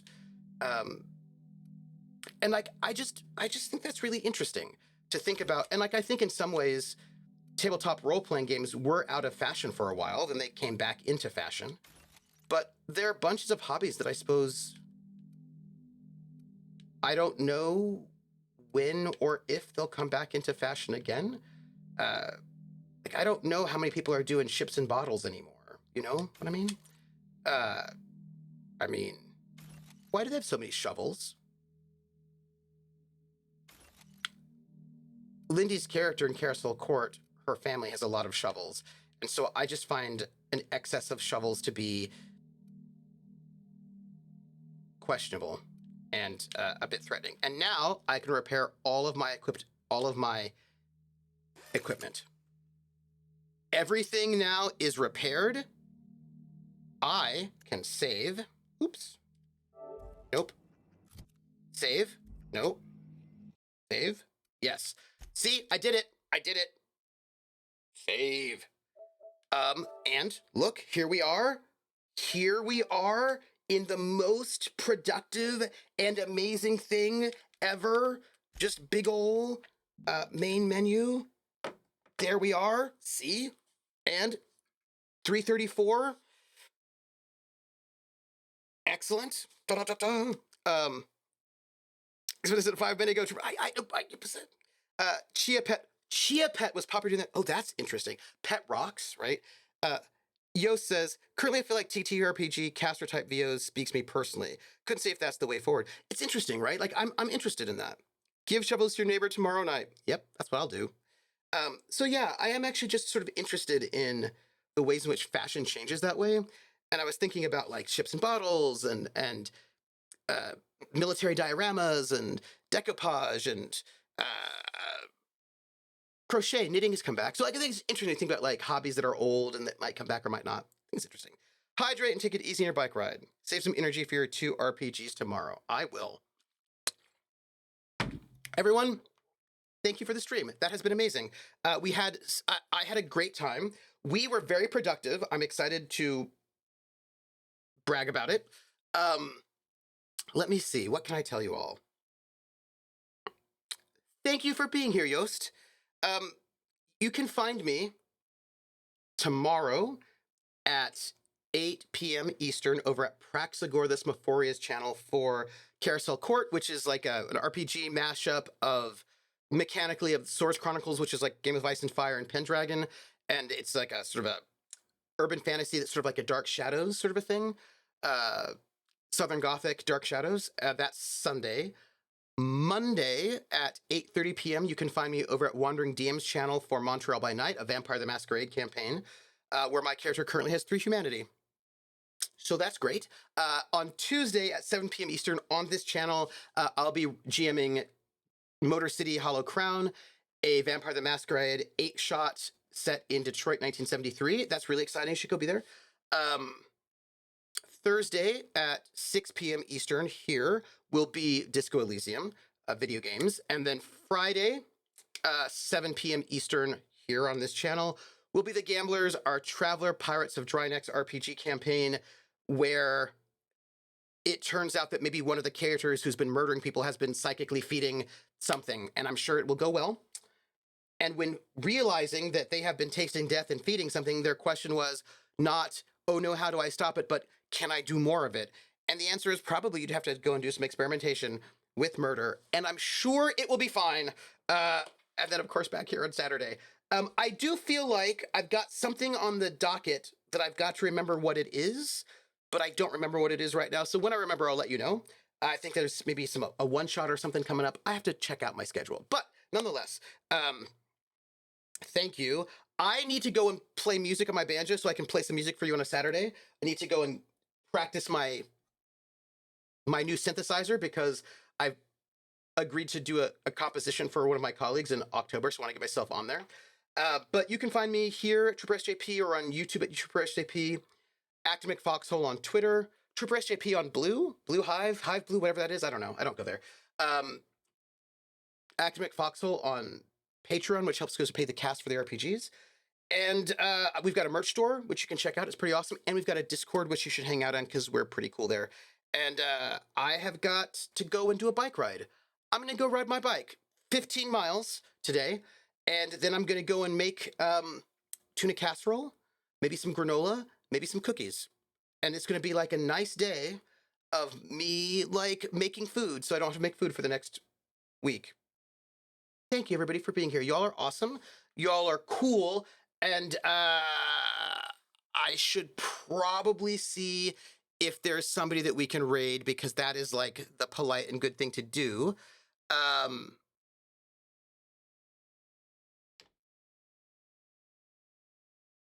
Vancouver by Night's up. We're going to go and raid Vancouver by Night. So, y'all, we're going to raid Vancouver by Night and give them some love. And because I have to drink my beverage, I can't take my ride right away anyway. So, yeah, no, I have to drink my pre bicycle drink and then wait 20 minutes. So this is our raid command. Let's go give them some love and see what kind of vampire business is up to. Once we raid, I'm going to say hi. I'm going to get my drink it, and be here for 20 minutes before we go. So that's it, everybody. Take care of yourselves, and I will catch you on the flip side and go give some love to Vancouver by Night. Okay, bye, everybody.